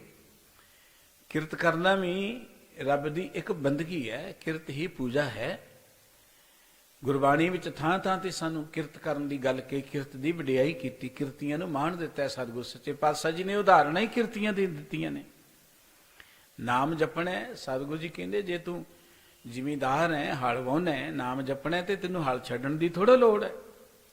ਇਹ ਤੇ ਆਪਾਂ ਦੇਖਦੇ ਧਰਮ ਦੀ ਦੁਨੀਆ 'ਚ ਕਿ ਜੇ ਇੱਕ ਰਾਜਾ ਹੁੰਦਾ ਧਾਰਮਿਕ ਲੋਕਾਂ ਦੇ ਕੋਲ ਕਿ ਮੈਂ ਰੱਬ ਨੂੰ ਮਿਲਣਾ ਹੈ, ਤੇ ਧਾਰਮਿਕ ਬੰਦੇ ਕਹਿੰਦੇ ਰਾਜੇ ਹੋਣਾ ਬੜਾ ਪਾਪ ਹੈ, ਛੱਡ ਦੇ ਰਾਜ ਭਾਗ, ਤੂੰ ਘਰ ਘਰ ਮੰਗਣਾ ਸ਼ੁਰੂ ਕਰ ਦੇ ਜੇ ਰੱਬ ਨੂੰ ਮਿਲਣੇ। ਸਾਡੇ ਮੁਲਕ ਅੰਦਰ ਰਾਜਿਆਂ ਨੂੰ ਮੰਗਤੇ ਬਣਾ ਦਿੱਤਾ ਗਿਆ, ਪਰ ਸਾਡੇ ਸਤਿਗੁਰੂ ਜੀ ਨੇ ਆਮ ਮਨੁੱਖ ਨੂੰ ਵੀ ਰਾਜੇ ਬਣਾ ਦਿੱਤਾ। ਇਹੀ ਤੇ ਗੁਰਮਤਿ ਦੀ ਗੱਲ ਹੈ। ਇਸ ਕਰਕੇ ਸਤਿਗੁਰੂ ਸੱਚੇ ਪਾਤਸ਼ਾਹ ਜੀ ਨੇ ਜੋ ਸਾਨੂੰ ਮਾਰਗ ਦਿੱਤਾ ਹੈ ਉਹ ਹੈ ਕਿਰਤ ਕਰਨੀ। ਕਿਰਤ ਕਰਦਿਆਂ ਗੁਜਰਾਨ ਵੀ ਹੋਏਗੀ, ਸਵੈਮਾਨ ਵੀ ਪੈਦਾ ਹੋਏਗਾ, ਤੰਦਰੁਸਤੀ ਵੀ ਮਿਲੇਗੀ, ਹਰ ਪੱਖ ਤੋਂ ਅਸੀਂ ਉੱਚੇ ਉਠਾਂਗੇ। ਪਰ ਮਨੁੱਖ ਨੇ ਧੰਦਾ ਕਦੋਂ ਬਣਦਾ ਹੈ? ਜਦੋਂ ਅਸੀਂ ਜ਼ਿੰਦਗੀ ਦੇ ਅੰਦਰ ਕੰਮ ਨੂੰ ਸਿਰਫ ਤਾਂ ਸਿਰਫ ਪੈਸਾ ਹੀ ਸਮਝ ਬੈਠਦੇ ਹਾਂ, ਸਵਾਰਥ ਹੀ ਸਮਝ ਬੈਠਦੇ ਹਾਂ, ਉਦੋਂ ਇਹ ਸਭ ਕੁਝ ਜੰਜਾਲ ਬਣ ਜਾਂਦਾ ਹੈ। ਅਸੀਂ ਜੰਜਾਲਾਂ 'ਚ ਫਸ ਜਾਂਦੇ ਹਾਂ। ਸਤਿਗੁਰੂ ਜੀ ਕਹਿੰਦੇ ਸਾਰੀ ਜ਼ਿੰਦਗੀ ਧੰਦਾ ਕਰਤੇ ਜਨਮ ਗਿਆ। ਇਹਦਾ ਇਹ ਅਮੋਲਕ ਹੀਰੇ ਵਰਗਾ ਜਨਮ ਜਿਹੜਾ ਨਾ ਚਲਿਆ ਜਾਂਦਾ ਹੈ। ਅੰਦਰ ਦੁੱਖ ਸਹਾਮ। ਧੰਦੇ ਕਰ ਕਰਕੇ ਬਾਹਰੋਂ ਇਹਨੇ ਘਰ ਤੇ ਵੱਡਾ ਬਣਾ ਲਿਆ, ਬਾਹਰੋਂ ਇਹਨੇ ਰਾਜਗੱਦੀਆਂ ਵੀ ਲੈ ਲਈਆਂ, ਬਹੁਤ ਦੌਲਤ ਵੀ ਇਕੱਤਰ ਕਰ ਲਈ, ਹੋਰ ਬਹੁਤ ਕੁਝ ਕਰ ਲਿਆ, ਪਰ ਅੰਦਰ ਦੁੱਖ ਸਹਾਮ। ਅੰਦਰੋਂ ਇਹ ਦੁਖੀ ਹੈ। ਅੰਦਰ ਇਹਦੇ ਚਿੰਤਾ ਦੀ ਅੱਗ ਜਿਹੜੀ ਹੈ ਉਹ ਬਲ ਰਹੀ ਹੈ। ਬਾਹਰਲੇ ਸਾਧਨ ਬਹੁਤ ਨੇ ਪਰ ਅੰਦਰੋਂ ਬੰਦਾ ਦੁਖੀ ਹੈ। ਜੀਓ ਤਪਤ ਹੈ ਬਾਹਰੋਂ ਬਾਹਰ, ਤਪ ਤਪ ਖਪੇ ਬਹੁਤ ਬੇਕਾਰ, ਜੈ ਤਨ ਬਾਣੀ ਵਿਸਰ ਜਾਏ, ਜਿਉਂ ਪੱਕਾ ਰੋਗੀ ਬਿਲ ਲਾਏ। ਸਤਿਗੁਰੂ ਜੀ ਕਹਿੰਦੇ ਅੰਦਰੋਂ ਜੀਓ ਜਿਹੜਾ ਹੈ ਨਾ, ਜਿੰਦ, ਉਹ ਤੜਫਦੀ ਹੈ, ਉਹ ਦੁਖੀ ਹੁੰਦੀ ਹੈ। ਬਾਹਰੋਂ ਕੱਪੜੇ ਬੰਦੇ ਦੇ ਸੋਹਣੇ ਹੁੰਦੇ ਨੇ, ਬਾਹਰੋਂ ਬੰਦਾ ਦੇਖਣ ਨੂੰ ਲੱਗਦਾ ਹੈ ਕਿ ਬੜਾ ਚੰਗਾ ਹੈ, ਬੜਾ ਇਹ ਖੁਸ਼ ਹੈ, ਬੜਾ ਇਹ ਰਈਸ ਹੈ, ਪਰ ਅੰਦਰ ਉਹਦੇ ਅੱਗ ਬਲਦੀ ਹੁੰਦੀ ਦੁੱਖਾਂ ਦੀ।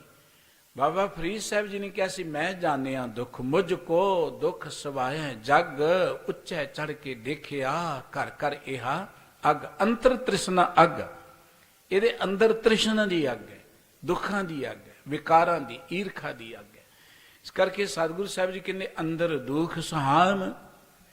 ਸਾਰੀ ਜ਼ਿੰਦਗੀ ਧੰਦਾ ਕਰਦਿਆਂ ਲੰਘ ਗਈ, ਪਰ ਹੋਇਆ ਕਿ ਅੰਦਰੋਂ ਇਹ ਦੁਖੀ ਹੋ ਗਿਆ, ਅੰਦਰ ਇਹਦੇ ਦੁੱਖਾਂ ਦੀ ਅੱਗ ਬਲਦੀ ਰਹੀ। ਨਾਨਕ ਸਤਿਗੁਰ ਸੇਵ ਸੁਖ ਪਾਇਆ, ਜਿਨ ਪੂਰਬ ਲਿਖਿਆ ਕਰਾਮ।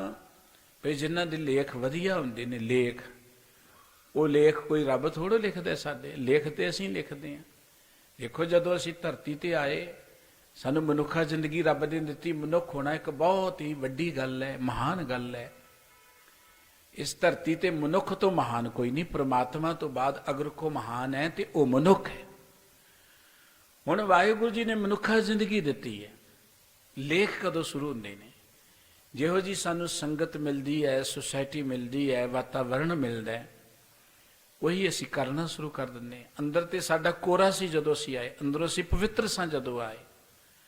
ਪਰ ਕਰਨੀ ਕਾਗਦ ਮਨ ਮਸਵਾਣੀ, ਬੁਰਾ ਭਲਾ ਦੋਏ ਲੇਖ ਪਹੇ। ਜਿਉਂ ਜਿਉਂ ਕਿਰਤ ਚਲਾਏ ਤਿਉ ਚਲੀਏ, ਤਉ ਗੁਣ ਨਾਹੀ ਅੰਤ ਹਰੇ। ਚਿਤ ਚੇਤ ਸਕੀਨੀ ਬਾਵਰਿਆ, ਹਰ ਵਿਸਰ ਤੇਰੇ ਗੁਣ ਗਲਿਆ।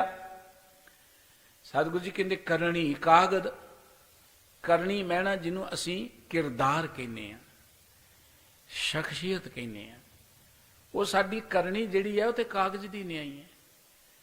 ਕਰਨੀ ਕਾਗਦ ਮਨ ਮਸਵਾਣੀ, ਮਸਵਾਣੀ ਕਹਿੰਦੇ ਸਿਆਹੀ ਦੀ ਦਵਾਤ ਨੂੰ, ਮਸ ਕਹਿੰਦੇ ਸਿਆਹੀ ਨੂੰ, ਤੇ ਮਸਵਾਣੀ ਜਿਹਦੇ ਚ ਸਿਆਹੀ ਪਾਈ ਹੋਏ ਦਵਾਤ।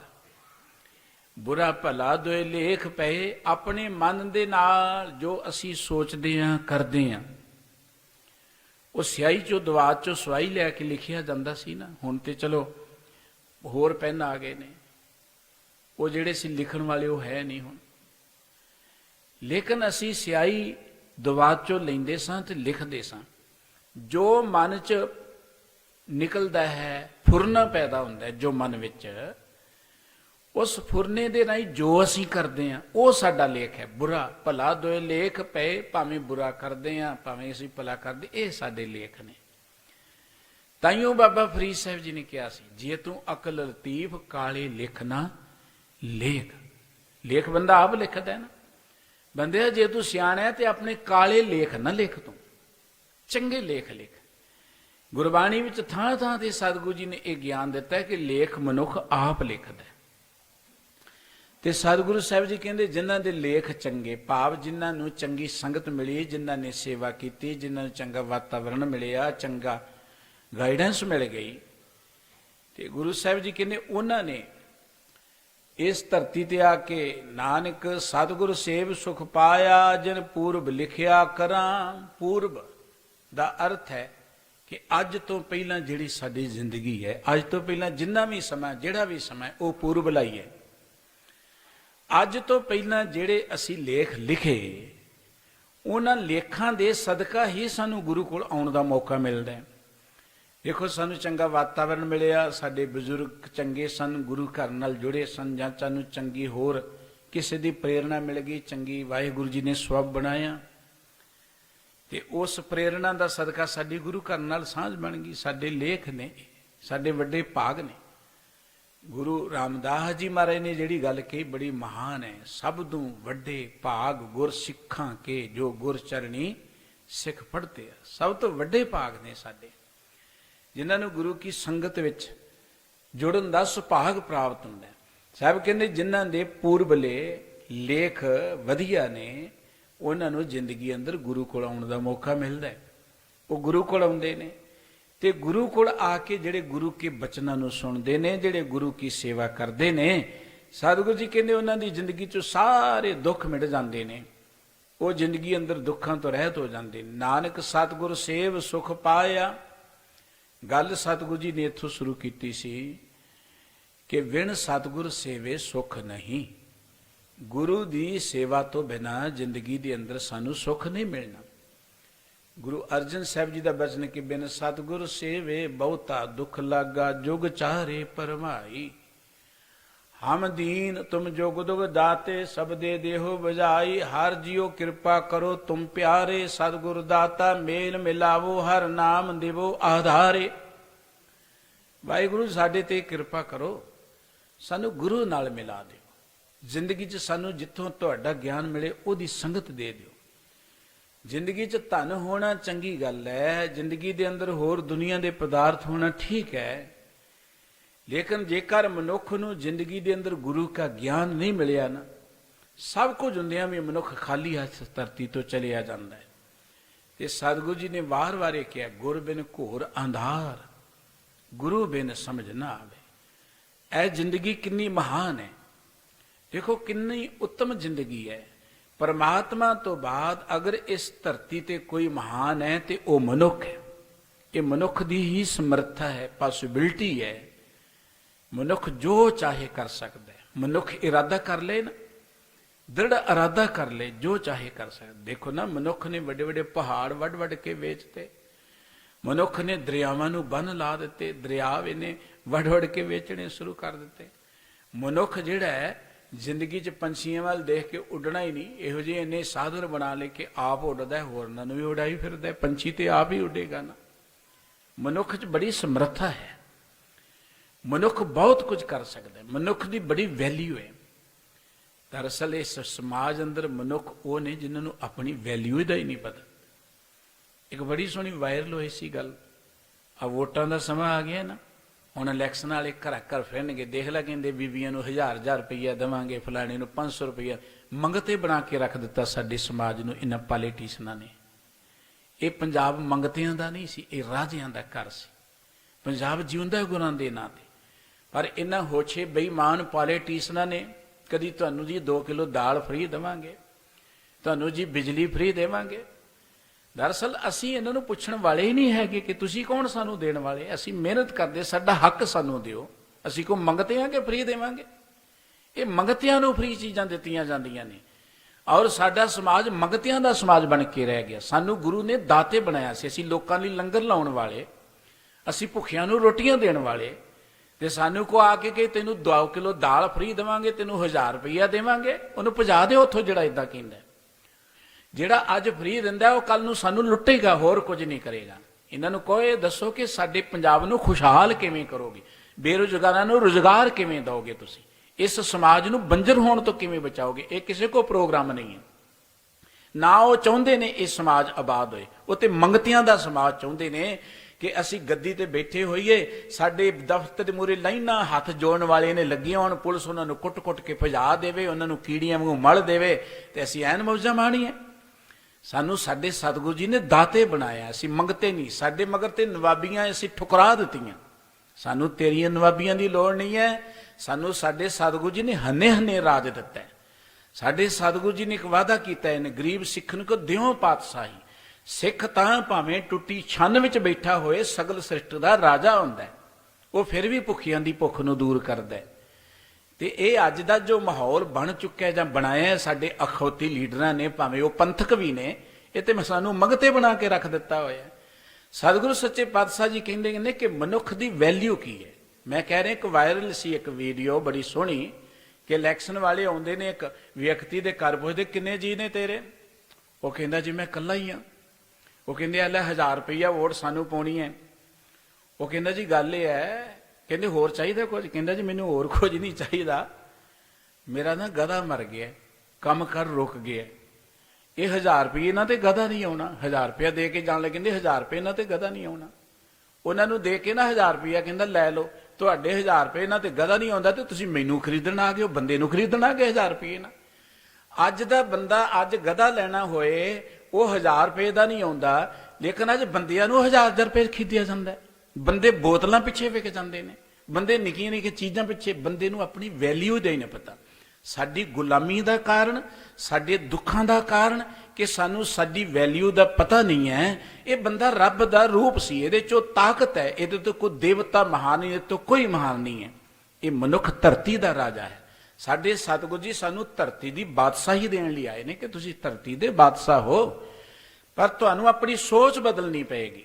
ਇਸ ਕਰਕੇ ਸਤਿਗੁਰੂ ਸੱਚੇ ਪਾਤਸ਼ਾਹ ਜੀ ਕਹਿੰਦੇ ਨੇ ਕਿ ਮਨੁੱਖ ਨੂੰ ਆਪਣੀ ਜ਼ਿੰਦਗੀ ਦਾ ਪਤਾ ਨਾ ਲੱਗਿਆ ਤੇ ਮਨੁੱਖ ਜੰਜਾਲ 'ਚ ਫਸ ਗਿਆ, ਮਾਇਆ 'ਚ ਫਸ ਗਿਆ। ਜਿਵੇਂ ਪੰਛੀ ਨਹੀਂ ਦਾਣਾ ਚੁਗਦਾ ਚੁਗਦਾ ਜਾਲ 'ਚ ਫਸ ਜਾਂਦਾ, ਪਿੰਜਰੇ 'ਚ ਬੰਦ ਹੋ ਜਾਂਦਾ, ਅਸੀਂ ਵੀ ਗੁਲਾਮ ਬਣ ਗਏ ਇਹਨਾਂ ਪੋਲੀਟੀਸ਼ਨਾਂ ਦੇ। ਇਸ ਮਨੁੱਖ ਨੂੰ ਕੋਈ ਗੁਲਾਮ ਨਹੀਂ ਰੱਖ ਸਕਦਾ, ਕਿਸੇ ਦੀ ਇਹ ਤਾਕਤ ਨਹੀਂ ਹੈ। ਜੇ ਸਾਡੀ ਸੁਰਤ ਆਜ਼ਾਦ ਹੋਵੇ ਸਾਨੂੰ ਕੋਈ ਗੁਲਾਮ ਨਹੀਂ ਰੱਖ ਸਕਦਾ। ਪਰ ਜਿਨ੍ਹਾਂ ਲੋਕਾਂ ਦੀ ਸੁਰਤ ਗੁਲਾਮ ਹੁੰਦੀ ਹੈ ਉਹ ਤੇ ਰਾਜ ਗੱਦੀਆਂ ਤੇ ਬੈਠ ਕੇ ਵੀ ਪਿੰਜਰੇ 'ਚ ਹੀ ਰਹਿੰਦੇ ਨੇ। ਉਹ ਤੇ ਆਜ਼ਾਦ ਮੁਲਕਾਂ 'ਚ ਰਹਿ ਕੇ ਵੀ ਕੈਦ ਹੀ ਭੋਗਦੇ ਨੇ, ਉਹ ਆਜ਼ਾਦੀ ਨਹੀਂ ਬਣ ਸਕਦੇ। ਸਾਨੂੰ ਸਾਡੇ ਸਤਿਗੁਰੂ ਜੀ ਨੇ ਆਜ਼ਾਦੀ ਦਿੱਤੀ ਹੈ। ਇਸ ਕਰਕੇ ਸਤਿਗੁਰੂ ਸੱਚੇ ਪਾਤਸ਼ਾਹ ਜੀ ਕਹਿੰਦੇ ਇਹ ਸਾਡੇ ਕਰਮ ਹੀ ਇਹੋ ਜਿਹੇ ਨੇ ਕਿ ਅਸੀਂ ਇਹਨਾਂ ਦੁੱਖਾਂ ਨੂੰ ਭੋਗ ਰਹੇ ਹਾਂ, ਭਟਕ ਰਹੇ ਹਾਂ, ਸਾਡੀ ਜ਼ਿੰਦਗੀ ਬਿਰਥਾ ਤੁਰੀ ਜਾ ਰਹੀ ਹੈ।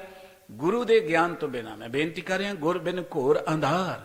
ਗੁਰੂ ਤੋਂ ਬਿਨਾਂ ਸਾਨੂੰ ਸਾਡੀ ਕੀਮਤ ਦਾ, ਵੈਲਿਊ ਦਾ, ਪੋਸੀਬਿਲਿਟੀ ਦਾ ਪਤਾ ਨਹੀਂ ਲੱਗਣਾ। ਹਨੇਰੇ ਅਸੀਂ ਭਟਕਦੇ ਰਵਾਂਗੇ। ਮਨੁੱਖ ਦੀ ਸਮਰੱਥਾ ਕੀ ਹੈ, ਮਨੁੱਖ ਦੀ ਵੈਲਿਊ ਕੀ ਹੈ, ਮਨੁੱਖ ਕਿੰਨਾ ਮਹਾਨ ਹੈ, ਮਨੁੱਖ ਕੀ ਕੁਝ ਕਰ ਸਕਦਾ ਹੈ, ਇਹ ਤੇ ਗੁਰੂ ਕੀ ਗਿਆਨ ਰਾਹੀਂ ਸਾਨੂੰ ਪਤਾ ਲੱਗੇਗਾ ਨਾ। ਦੁਨਿਆਵੀ ਕਿਤਾਬਾਂ ਤੇ ਸਾਨੂੰ ਦੁਨਿਆਵੀ ਪੈਸਾ ਕਮਾਉਣ ਦੀ ਜਾਚ ਦੱਸ ਸਕਦੀਆਂ ਨੇ, ਉਹ ਸਾਡੀ ਵੈਲਿਊ ਨਹੀਂ ਦੱਸ ਸਕਦੀਆਂ। ਇਸ ਕਰਕੇ ਸਤਿਗੁਰੂ ਸਾਹਿਬ ਜੀ ਕਹਿੰਦੇ, ਜਿਨ੍ਹਾਂ ਨੇ ਗੁਰੂ ਕੀ ਸੇਵਾ ਕੀਤੀ, ਭਾਵ ਗੁਰੂ ਦੇ ਦੱਸੇ ਮਾਰਗ ਤੇ ਚੱਲੇ, ਗੁਰੂ ਕੇ ਬਚਨਾਂ ਨੂੰ ਸੁਣਿਆ, ਗੁਰੂ ਕੇ ਬਚਨਾਂ ਨੂੰ ਕਮਾਇਆ, ਸਤਿਗੁਰੂ ਜੀ ਕਹਿੰਦੇ ਉਹ ਜ਼ਿੰਦਗੀ ਅੰਦਰ ਸੁਖੀ ਹੋ ਗਏ। ਉਹ ਜਿੱਥੇ ਵੀ ਰਹਿਣ ਸੁਖੀ ਰਹਿੰਦੇ ਨੇ। ਭਾਵੇਂ ਕੋਈ ਉਹਨਾਂ ਨੂੰ ਜੇਲ੍ਹਾਂ ਸੁੱਟੀ ਰੱਖੇ, ਉੱਥੇ ਵੀ ਆਨੰਦ ਹੀ ਮਾਣਦੇ ਨੇ, ਉੱਥੇ ਵੀ ਮੌਜ ਮਾਣਦੇ ਨੇ। ਗੁਰੂ ਸਾਹਿਬ ਜੀ ਦਾ ਬਚਨ ਹੈ, ਗੁਰੂ ਰਾਮਦਾਸ ਜੀ ਦਾ, ਪੌੜੀ ਅੰਦਰ, ਕਿ ਲੇਖਾ ਪੜ੍ਹੀਏ ਹਰ ਨਾਮ ਫਿਰ ਲੇਖ ਨਾ ਹੋਈ। ਭਾਈ ਇਸ ਜ਼ਿੰਦਗੀ ਦੇ ਅੰਦਰ ਅਸੀਂ ਬਹੁਤ ਕੁਝ ਪੜ੍ਹਦੇ ਹਾਂ, ਲਿਖਦੇ ਹਾਂ। ਗੁਰੂ ਸਾਹਿਬ ਜੀ ਕਹਿੰਦੇ ਨਾਮ ਦਾ ਲੇਖਾ ਪੜ੍ਹਿਆ ਕਰੀਏ। ਗੁਰੂ ਨਾਨਕ ਸਾਹਿਬ ਜੀ ਦਾ ਬਚਨ ਹੈ ਕਿ ਲਿਖ ਨਾਮ ਸਾਲਾਹਾ ਲਿਖ, ਲਿਖ ਅੰਤ ਨਾ ਪਾਰਾਵਾਰ। ਬਾਬਾ ਇਹੋ ਲੇਖਾ ਲਿਖ ਜਾਣ, ਜਿੱਥੇ ਲੇਖਾ ਮੰਗੀ ਹੈ ਤਿੱਥੇ ਹੋਏ ਨਿਸ਼ਾਨ। ਉਹ ਬੰਦਿਆ ਜ਼ਿੰਦਗੀ 'ਚ ਬਹੁਤ ਕੁਝ ਪੜ੍ਹਦਾ ਹੈ, ਬੜਾ ਕੁਝ ਲਿਖਦਾ, ਕਦੀ ਰੱਬ ਦੀ ਗੱਲ ਵੀ ਪੜ੍ਹ ਲਿਆ ਕਰ, ਰੱਬ ਦੇ ਨਾਮ ਦਾ ਲੇਖਾ ਵੀ ਲਿਖ ਲਿਆ ਕਰ। ਜੇ ਰੱਬ ਦੇ ਨਾਮ ਦੇ ਲੇਖੇ ਨਾਲ ਜੁੜੇਗਾ ਤੇ ਤੇਰਾ ਕੋਈ ਲੇਖਾ ਹੀ ਨਹੀਂ ਲੈ ਸਕੇਗਾ, ਤੇਰੇ ਲੇਖੇ ਦੀ ਗੱਲ ਖਤਮ ਹੋ ਜਾਏਗੀ। ਧਰਮਰਾਜ ਤੇਰੇ ਕੋਲੋਂ ਡਰਨ ਲੱਗ ਪਏਗਾ, ਧਰਮਰਾਜ ਵੀ ਤੈਨੂੰ ਲੇਖੇ 'ਚ ਨਹੀਂ ਉਲਝਾ ਸਕੇਗਾ। ਇਸ ਕਰਕੇ ਸਤਿਗੁਰੂ ਸਾਹਿਬ ਜੀ ਕਹਿੰਦੇ ਨੇ ਕਿ ਭਾਈ ਜ਼ਿੰਦਗੀ ਦੇ ਅੰਦਰ ਲੇਖਾ ਪੜ੍ਹੀਏ ਹਰ ਨਾਮ ਫਿਰ ਲੇਖ ਨਾ ਹੋਈ। ਜ਼ਿੰਦਗੀ ਦੇ ਅੰਦਰ ਅਸੀਂ ਨਾਮ ਦਾ ਲੇਖਾ, ਭਾਵ ਪਰਮਾਤਮਾ ਦੀ ਸਿਫਤ ਸਲਾਹ ਨਾਲ ਜੁੜੇ ਰਹੀਏ, ਤੇ ਮੁੜ ਕੇ ਇਹੋ ਜਿਹਾ ਕੋਈ ਲੇਖ ਨਹੀਂ ਹੋਏਗਾ ਕਿ ਜਿਹਦੇ ਕਰਕੇ ਸਾਨੂੰ ਡਰਨਾ ਪਏਗਾ, ਦੁਖੀ ਹੋਣਾ ਪਏਗਾ। ਪੁੱਛ ਨਾ ਸਕੈ ਕੋਏ ਹਰ ਦਰ ਸਦ ਢੋਈ। ਇਹ ਗੁਰੂ ਬਾਬਾ ਜੀ ਕਹਿੰਦੇ ਮੁੜ ਕੇ ਸਾਨੂੰ ਕੋਈ ਪੁੱਛ ਹੀ ਨਹੀਂ ਸਕੇਗਾ। ਇੱਕ ਬਚਨ ਪੜ੍ਹਦੇ ਰੋਜ਼, ਮੰਨੈ ਮਾਰਗ ਠਾਕ ਨਾ ਪਾਏ, ਮੰਨੈ ਪਤ ਸਿਉ ਪ੍ਰਗਟ ਜਾਏ, ਮੰਨੈ ਮਗ ਨਾ ਚੱਲੇ ਪੰਥ, ਮੰਨੈ ਧਰਮ ਸੇਤੀ ਸੰਬੰਧ। ਐਸਾ ਨਾਮ ਨਿਰੰਜਨ ਹੋਏ, ਜੇ ਕੋ ਮਨ ਜਾਣੇ ਮਨ ਕੋਏ। ਵਾਹਿਗੁਰੂ ਜੀ ਦਾ ਨਾਮ, ਪ੍ਰਭੂ ਦਾ ਨਾਮ, ਉਹ ਈਸ਼ਵਰ ਦਾ ਨਾਮ ਇਹੋ ਜਿਹਾ ਹੈ, ਜੇਕਰ ਕੋ ਮਨ ਕਰਕੇ ਮੰਨ ਲੇ, ਉਹਦੀ ਜ਼ਿੰਦਗੀ ਅੰਦਰ ਮਾਰਗ ਠਾਕ ਨਾ ਪਾਏ, ਉਹਦੀ ਜ਼ਿੰਦਗੀ ਦੇ ਰਸਤੇ 'ਚ ਕੋਈ ਰੁਕਾਵਟ ਨਹੀਂ ਆਉਂਦੀ, ਜੀਵਨ 'ਚ ਕੋਈ ਰੁਕਾਵਟ ਨਹੀਂ ਆਉਂਦੀ। ਤੁਸੀਂ ਤਗੜੇ ਹੋ, ਸਟਰੋਂਗ ਹੋ, ਤੇ ਕੋਈ ਮੁਸੀਬਤ ਨਹੀਂ ਹੈ, ਕੋਈ ਦੁੱਖ ਨਹੀਂ ਹੈ। ਤੁਸੀਂ ਕਮਜ਼ੋਰ ਹੋ ਤੇ ਰੁਕਾਵਟਾਂ ਪੈਰ ਪੈਰ ਤੇ ਖੜੀਆਂ ਹੋ ਜਾਣਗੀਆਂ। ਗੁਰਬਾਣੀ ਸਾਨੂੰ ਤਗੜਿਆਂ ਕਰਦੀ ਹੈ, ਬੰਦਿਆ ਅੰਦਰੋਂ ਤਗੜਾ ਹੋ, ਸਟਰੋਂਗ ਹੋ। ਇਸ ਕਰਕੇ ਸਤਿਗੁਰੂ ਸਾਹਿਬ ਜੀ ਕਹਿੰਦੇ ਜਿਹੜੇ ਨਾਮ ਨਾਲ ਜੁੜ ਗਏ, ਉਹਨਾਂ ਦੀ ਜ਼ਿੰਦਗੀ 'ਚ ਕੋਈ ਰੁਕਾਵਟ ਨਹੀਂ ਆਉਂਦੀ, ਕੋਈ ਰੋਕ ਹੀ ਨਹੀਂ ਸਕਦਾ ਉਹਨਾਂ ਦੀ ਮੰਜ਼ਿਲ ਤੋਂ ਉਹਨਾਂ ਨੂੰ। ਜਿਹੜੇ ਜ਼ਿੰਦਗੀ ਅੰਦਰ ਪ੍ਰਮਾਤਮਾ ਦੇ ਨਾਮ ਨਾਲ ਜੁੜ ਗਏ, ਉਹ ਬੜੀ ਇੱਜ਼ਤ ਦੇ ਨਾਲ ਇਸ ਧਰਤੀ ਤੋਂ ਜਾਂਦੇ ਨੇ। ਇੱਜ਼ਤ ਬਣਾਉਣ ਲਈ ਬੰਦਾ ਧਨ ਕਮਾਉਂਦਾ ਹੈ, ਲੁੱਟਦਾ ਹੈ, ਬੇਈਮਾਨੀ ਕਰਦਾ ਹੈ। ਤੁਸੀਂ ਦੇਖਦੇ ਹੋ ਜਿਨ੍ਹਾਂ ਨੇ ਧਨ ਬੇਈਮਾਨੀ ਨਾਲ ਲੁੱਟਿਆ, ਉਹਨਾਂ ਨੂੰ ਜਿਉਂਦੇ ਜੀ ਲੋਕੀ ਜੁੱਤੀਆਂ ਮਾਰਦੇ, ਭਾਵੇਂ ਜਿੰਨੇ ਮਰਜ਼ੀ ਵੱਡੇ ਰੁਤਬੇ ਤੇ ਬੈਠੇ ਹੋਣ, ਜਲਾਲਤ ਹੀ ਕਮਾਉਂਦੇ, ਇਹ ਤੋਂ ਵੱਧ ਕੁਝ ਨਹੀਂ ਕਮਾ ਸਕਦੇ। ਗੁਰੂ ਬਾਬਾ ਜੀ ਕਹਿੰਦੇ ਨੇ ਉਹ ਇੱਜ਼ਤ ਨਾਲ ਜਾਂਦੇ ਨੇ, ਉਹਨਾਂ ਦਾ ਸੰਬੰਧ ਸਿਰਫ ਧਰਮ ਨਾਲ ਹੁੰਦਾ ਹੈ, ਹੋਰ ਕਿਸੇ ਉਹ ਔਜੜ ਮਾਰਗ ਤੇ ਨਹੀਂ ਪੈਂਦੇ। ਸਤਿਗੁਰੂ ਸਾਹਿਬ ਜੀ ਕਹਿੰਦੇ ਇਸ ਕਰਕੇ ਉਹ ਲੇਖਾ ਲਿਖੀ ਅਸੀਂ ਕਿ ਪੁੱਛ ਨਾ ਸਕੈ ਕੋਏ ਹਰ ਦਰ ਸਦ ਢੋਈ। ਸਾਨੂੰ ਜ਼ਿੰਦਗੀ ਦੇ ਅੰਦਰ ਕੋਈ ਪੁੱਛ ਹੀ ਨਾ ਸਕੇ। ਦੇਖੋ ਅਸੀਂ ਸਮਾਜਿਕ ਤੌਰ ਤੇ ਵੀ ਰਹਿੰਦੇ ਹਾਂ, ਜਦੋਂ ਅਸੀਂ ਕੋਈ ਬੇਈਮਾਨੀ ਕਰਾਂਗੇ, ਹੇਰਾ ਫੇਰੀ ਕਰਾਂਗੇ, ਗਲਤ ਕੰਮ ਕਰਾਂਗੇ, ਉਦੋਂ ਸਾਡੇ ਤੇ ਗੱਲਾਂ ਹੋਣਗੀਆਂ, ਪੁੱਛਗੇ ਜ਼ਰੂਰ ਹੋਏਗੀ।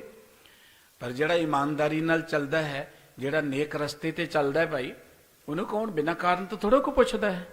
ਇਸ ਤਰ੍ਹਾਂ ਸਾਡੀ ਜ਼ਿੰਦਗੀ ਹੈ। ਜੇ ਜ਼ਿੰਦਗੀ ਅੰਦਰ ਅਸੀਂ ਆਪਣੀ ਮਾਣ ਮਰਜ਼ਾਦਾ ਵਿੱਚ ਰਵਾਂਗੇ ਤੇ ਕੋਈ ਦੁੱਖ ਨਹੀਂ ਵਿਆਪੇਗਾ, ਕੋਈ ਜਮ ਦੂਤ ਨਹੀਂ ਆਏਗਾ ਜ਼ਿੰਦਗੀ ਅੰਦਰ। ਧਰਮ ਰਾਏ ਨੂੰ ਹੁਕਮ ਹੈ ਬੈ ਸੱਚਾ ਧਰਮ ਵਿਚਾਰ, ਦੋਏ ਭਾਈ ਦੁਸ਼ਟ ਆਤਮਾ ਉਹ ਤੇਰੀ ਸਰਕਾਰ। ਜੇ ਕੋਈ ਧਰਮ ਰਾਜ ਹੈ ਤੇ ਧਰਮ ਰਾਜ ਨੂੰ ਰੱਬ ਦਾ ਹੁਕਮ ਹੈ ਕਿ ਜਿਹੜੇ ਗਲਤ ਪਾਸੇ ਲੱਗੇ ਉੱਥੇ ਤੇਰੀ ਗਵਰਨਮੈਂਟ ਚੱਲਣੀ, ਉੱਥੇ ਤੇਰਾ ਹੁਕਮ ਚੱਲਣਾ ਹੈ।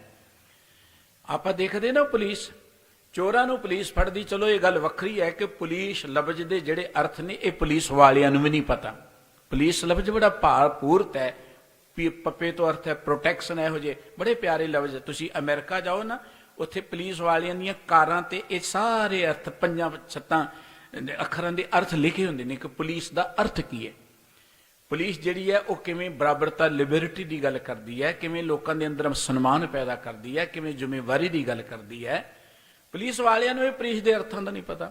ਪੁਲਿਸ ਵਾਲਿਆਂ ਦਾ ਕੰਮ ਰਹਿ ਗਿਆ ਲੋਕਾਂ ਨੂੰ ਕੁੱਟਣਾ, ਪੋਲੀਟੀਸ਼ੀਅਨਾਂ ਦੇ ਮਗਰ ਮਗਰ ਉੱਤੇ ਫਿਰਨਾ, ਇਹੀ ਕੁਝ। ਤੇ ਉਹਨਾਂ ਦੇ ਰਖਵਾਲੇ ਨੇ, ਪ੍ਰਜਾ ਦੇ ਰਖਵਾਲੇ ਥੋੜੇ ਨੇ, ਵਿਰਲੇ ਨੇ ਪੁਲਿਸ ਵਾਲੇ ਜਿਹੜੇ ਆਪਣੀ ਡਿਊਟੀ ਨਿਭਾਉਂਦੇ, ਉਹਨਾਂ ਨੂੰ ਨਮਸਕਾਰ ਹੈ ਭਾਈ, ਸਾਰੇ ਮਾੜੇ ਨਹੀਂ ਹੈ। ਲੇਕਿਨ ਆਪਾਂ ਦੇਖਦੇ ਹਾਂ ਜੋ ਪੁਲਿਸ ਦਾ ਕੰਮ ਹੈ, ਪੁਲਿਸ ਜਿਹੜੀ ਹੈ ਉਹ ਚੋਰਾਂ ਨੂੰ ਫੜਦੀ ਹੈ, ਪੁਲਿਸ ਜਿਹੜੀ ਹੈ ਉਹ ਮਾੜਿਆਂ ਲੋਕਾਂ ਨੂੰ ਫੜਦੀ ਹੈ, ਲੇਕਿਨ ਚੰਗੇ ਲੋਕਾਂ ਨੂੰ ਥੋੜਾ ਕੋ ਰੋਕਦਾ। ਚੰਗੇ ਲੋਕਾਂ ਦੀ ਤਾਂ ਸਗੋਂ ਪ੍ਰੋਟੈਕਸ਼ਨ ਕਰਦੀ ਹੈ, ਇਹ ਪੁਲਿਸ ਦੀ ਡਿਊਟੀ ਹੈ। ਇਸੇ ਤਰੀਕੇ ਨਾਲ ਧਰਮਰਾਜ ਜਿਹੜਾ ਹੈ ਨਾ, ਉਹਦਾ ਇੱਕੋ ਇੱਕ ਕੰਮ ਹੈ ਕਿ ਔਗਣਾਂ ਵਾਲਿਆਂ ਨੂੰ ਸਜ਼ਾਵਾਂ ਦੇਣੀਆਂ। ਜੇ ਹੈ ਕੋਈ ਗੁਰਮਤਿ ਤੇ ਸਾਨੂੰ ਪਰਮਾਤਮਾ ਦੇ ਪਿਆਰ ਜੁੜਦੀ ਹੈ। ਤੇ ਸਤਿਗੁਰੂ ਜੀ ਕਹਿੰਦੇ ਜਿਹੜੇ ਦੋਹੇ ਭਾਈ ਦੁਸ਼ਟ ਆਤਮਾ ਹੋਰ ਬੰਨੇ ਲੱਗੇ ਨੇ, ਉਹਨਾਂ ਤੇ ਧਰਮਰਾਜ ਹੀ ਕੋਈ ਚੱਲਦਾ ਹੋਏਗਾ, ਲੇਕਿਨ ਰੱਬ ਦੇ ਪਿਆਰਿਆਂ ਦੇ ਕੋਲ ਤੇ ਧਰਮਰਾਜ ਹੱਥ ਜੋੜ ਕੇ ਖੜਾ ਹੋ ਜਾਂਦਾ ਹੈ। ਨਾਮ ਧਿਆਇਨ ਸਾਜਨਾ ਜਨਮ ਪਦਾਰਥ ਜੀਤ, ਨਾਨਕ ਧਰਮ ਐਸੇ ਚਵਹਿ ਕੀਤੋ ਭਵਨ ਪਨੀਤ। ਸਤਿਗੁਰੂ ਜੀ ਕਹਿੰਦੇ ਜੇ ਕੋਈ ਧਰਮਰਾਜ ਹੈ ਨਾ, ਤੇ ਜਿਹੜੇ ਰੱਬ ਦਾ ਨਾਮ ਜਪਦੇ ਨੇ ਉਹਨਾਂ ਦੇ ਅੱਗੇ ਤੇ ਧਰਮਰਾਜ ਹੱਥ ਜੋੜ ਕੇ ਖੜਾ ਹੋ ਜਾਂਦਾ ਹੈ। ਬੜੀ ਪਿਆਰੀ ਗਾਥਾ ਭਾਈ ਸਾਹਿਬ ਜੀ ਨੇ ਅੰਕਿਤ ਕੀਤੀ। ਭਗਤ ਵੱਡਾ ਰਾਜਾ ਜਨਕ ਹੈ, ਗੁਰਮੁਖ ਮਾਇਆ ਵਿੱਚ ਉਦਾਸੀ। ਰਾਜਾ ਜਨਕ ਜੀ ਦੀ ਗੱਲ ਕਰਦੇ ਨੇ ਕਿ ਉਹ ਰਾਜ ਭਾਗ ਹੁੰਦਿਆਂ ਵੀ ਵਾਹਿਗੁਰੂ ਜੀ ਦੇ ਬੜੇ ਭਗਤ ਸਨ, ਮਾਇਆ ਚ ਉਦਾਸ ਰਹਿਣ ਵਾਲੇ ਸਨ। ਕਹਿੰਦੇ ਜਿਸ ਵੇਲੇ ਕਹਾਣੀ ਹੈ ਸਮਝਾਉਣ ਲਈ ਬੜੀ ਪਿਆਰੀ, ਜਦੋਂ ਦੇਵਲੋਕ ਨੂੰ ਚੱਲੇ, ਕਹਿੰਦੇ ਰਸਤੇ 'ਚ ਨਰਕ ਆ ਗਏ, ਨਰਕਾਂ ਜਾ ਕੇ ਕਹਿਣ ਲੱਗੇ ਵੀ ਇਹ ਇਹਨਾਂ ਲੋਕਾਂ ਨੂੰ ਮਾਰਿਆ ਕੁੱਟਿਆ ਕਿਉਂ ਜਾ ਰਿਹਾ? ਕਹਿੰਦੇ ਜੇ ਇਹਨਾਂ ਕੋਈ ਚੱਜ ਦਾ ਕੰਮ ਹੀ ਨਹੀਂ ਕੀਤਾ। ਇਹ ਤੇ ਇਸੇ ਗੱਲ ਦੀ ਇਹ ਗਾਥਾ ਸਮਝਾਉਣ ਲਈ ਬੜੀ ਪਿਆਰੀ ਹੈ। ਤੇ ਉਹਨਾਂ ਨੇ ਕਿਹਾ ਬਚ ਨਹੀਂ ਸਕਦੇ। ਕਹਿੰਦੇ ਜੇ ਨਾਮ ਹੀ ਨਹੀਂ ਜਪਿਆ ਬਚਣਾ ਕੀ ਹੈ? ਤੇ ਜਿਵੇਂ ਆਪਾਂ ਪੜ੍ਹਦੇ ਹਾਂ ਕਿ ਗਹਿਣੇ ਧਰਿਓ ਨੇ ਏਕ ਨਾਮ, ਇੱਕ ਘੜੀ ਦਾ ਸਿਮਰਨ ਦੇ ਕੇ ਤੇ ਉਹ ਸਾਰੇ ਪਾਪੀਆਂ ਦਾ ਛੁਟਕਾਰਾ ਕਰਾ ਲਿਆ। ਧਰਮਰਾਜ ਤੇ ਇੰਨਾ ਕਮਜ਼ੋਰ ਹੈ, ਹੌਲਾ ਹੈ, ਸਸਤਾ ਹੈ ਕਿ ਇੱਕ ਘੜੇ ਤੁਸੀਂ ਸਿਮਰਨ ਕਰ ਲਓ ਤੇ ਸਾਰੀ ਦੁਨੀਆ ਦਾ ਪਾਰ ਉਤਾਰਾ ਕਰ ਸਕਦੇ ਹੋ। ਇੱਕ ਘੜੀ ਦੇ ਸਿਮਰਨ ਦੇ ਅੱਗੇ ਧਰਮਰਾਜ ਨਹੀਂ ਟਿਕ ਸਕਦਾ। ਇਸ ਕਰਕੇ ਗੁਰੂ ਸਾਹਿਬ ਜੀ ਕਹਿੰਦੇ ਪੁੱਛ ਨਾ ਸਕੇ ਕੋਈ ਹਰ ਦਰ ਸਦ ਢੋਈ। ਜਿਹੜੇ ਪ੍ਰਮਾਤਮਾ ਦੇ ਪਿਆਰ ਜੁੜ ਜਾਂਦੇ ਨੇ ਉਹਨਾਂ ਨੂੰ ਕੋਈ ਧਰਮਰਾਜ, ਉਹਨਾਂ ਨੂੰ ਕੋਈ ਜਮ ਦੂਤ ਨਹੀਂ ਪੁੱਛ ਸਕਦਾ। ਸਗੋਂ ਸੁਣ ਕੇ ਜਮ ਕੇ ਦੂਤ ਨਾਈ ਤੇਰਾ ਛੱਡ ਜਾਈ, ਉਹ ਤੇ ਡਰਦੇ ਹੀ ਭੱਜ ਜਾਂਦੇ ਨੇ, ਉਹ ਟਿਕ ਨਹੀਂ ਸਕਦੇ। ਹਰ ਦਰ ਸਦ ਢੋਈ, ਤੇ ਉਹਨਾਂ ਨੂੰ ਪਰਮਾਤਮਾ ਦੇ ਦਰ ਤੇ ਢੋਈ ਮਿਲਦੀ ਹੈ। ਗੁਰੂ ਸਾਹਿਬ ਜੀ ਦੇ ਜੀਵਨ 'ਚ ਇੱਕ ਗਾਥਾ ਹੁੰਦੀ ਬੜੀ ਪਿਆਰੀ। ਗੁਰੂ ਨਾਨਕ ਸਾਹਿਬ ਜੀ ਇੱਕ ਨਗਰ 'ਚ ਗਏ, ਜਨਮ ਸਾਖੀ 'ਚ ਗਾਥਾਵਾਂ ਨੇ ਬੜੀਆਂ ਭਾਵਪੂਰਤ ਨੇ। ਕਹਿੰਦੇ ਉਹ ਨਗਰ ਹੀ ਠੱਗਾਂ ਦਾ, ਜਿਹੜਾ ਉਹਨਾਂ ਦੇ ਪਿੰਡ 'ਚ ਆਏ ਰਾਤ ਨੂੰ ਸੇਵਾ ਬੜੀ ਕਰਦੇ ਨੇ, ਤੇ ਰਾਤ ਨੂੰ ਉਹਨੂੰ ਜਾਂ ਤੇ ਕੋਈ ਬੂਟੀ ਬਾਟੀ ਦੇ ਕੇ ਜਾਂ ਮਾਰ ਕੇ ਲੁੱਟ ਲੈਂਦੇ ਨੇ, ਉਹਨੂੰ ਮਾਰ ਦਿੰਦੇ ਨੇ ਜਾਂ ਭਜਾ ਦਿੰਦੇ ਨੇ। ਸਤਿਗੁਰੂ ਜੀ ਵੀ ਚਲੇ ਗਏ ਉਸ ਨਗਰ 'ਚ। ਗੁਰੂ ਸਾਹਿਬ ਜੀ ਗਏ ਉੱਥੇ ਜਿੱਥੇ ਵਿਗੜੇ ਹੋਏ ਲੋਕ ਸਨ, ਜਿੱਥੇ ਅਪਰਾਧੀ ਲੋਕ ਸਨ। ਸਤਿਗੁਰੂ ਜੀ ਕੋ ਮੱਥੇ ਟਿਕਾਉਣ ਲਈ ਥੋੜ੍ਹਾ ਆਏ ਸਨ ਕਿ ਜਿੱਥੇ ਬਹੁਤੇ ਵੱਡੇ ਚੈੱਕ ਦੇਣ ਉੱਥੇ ਹੀ ਜਾਣਾ। ਸਤਿਗੁਰੂ ਜੀ ਤੇ ਉਹਨਾਂ ਲੋਕਾਂ 'ਚ ਗਏ ਜਿਨ੍ਹਾਂ ਨੇ ਸਤਿਗੁਰੂ ਜੀ ਨੂੰ ਵੱਟੇ ਵੀ ਮਾਰੇ, ਜਿਨ੍ਹਾਂ ਨੇ ਸਤਿਗੁਰੂ ਜੀ ਦੀ ਵਿਰੋਧਤਾ ਵੀ ਕੀਤੀ। ਇਹ ਸਤਿਗੁਰੂ ਜੀ ਦੀ ਸੂਰਬੀਰਤਾ ਹੈ।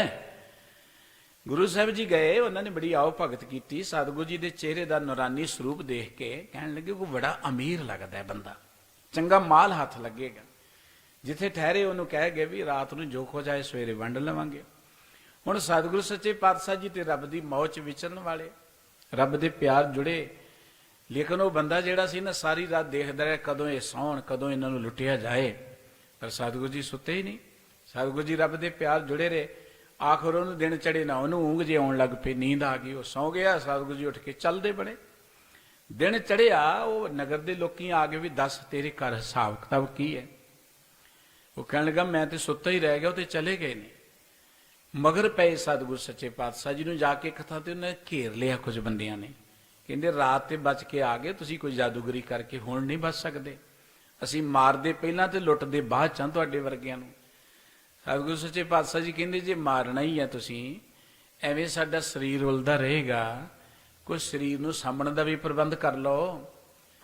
ਉਹ ਕਹਿੰਦੇ ਤੁਹਾਡਾ ਇਰਾਦਾ ਕਿ ਅਸੀਂ ਚਲੇ ਜਾਈਏ, ਅਸੀਂ ਅੱਗ ਲੱਭੀਏ, ਲੱਕੜਾਂ ਲੱਭੀਏ, ਤੁਸੀਂ ਚਲੇ ਜਾਓ। ਸਤਿਗੁਰੂ ਜੀ ਕਹਿੰਦੇ ਨਹੀਂ, ਸਾਡੇ ਕੋਲ ਖੜੇ ਰਹੋ, ਤੁਸੀਂ ਦੋ ਜਾਣੇ ਜਾ ਕੇ ਲੈ ਆਓ, ਪ੍ਰਬੰਧ ਕਰ ਲਓ।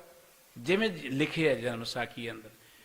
ਕੁਝ ਬੰਦੇ ਜਾਂਦੇ, ਇੱਕ ਬੰਨੇ ਅੱਗ ਬਲ ਰਹੀ ਹੈ, ਕਹਿੰਦੇ ਉਹ ਜਿੱਥੇ ਚਿਖਾ ਬਲ ਰਹੀ ਸੀ ਕੋਈ, ਉੱਥੇ ਇੱਕ ਬੰਦੇ ਨੂੰ ਬੜਾ ਕੁੱਟ ਰਹੇ ਨੇ ਬੜੇ ਬੁਰੇ ਤਰੀਕੇ ਦੇ ਨਾਲ।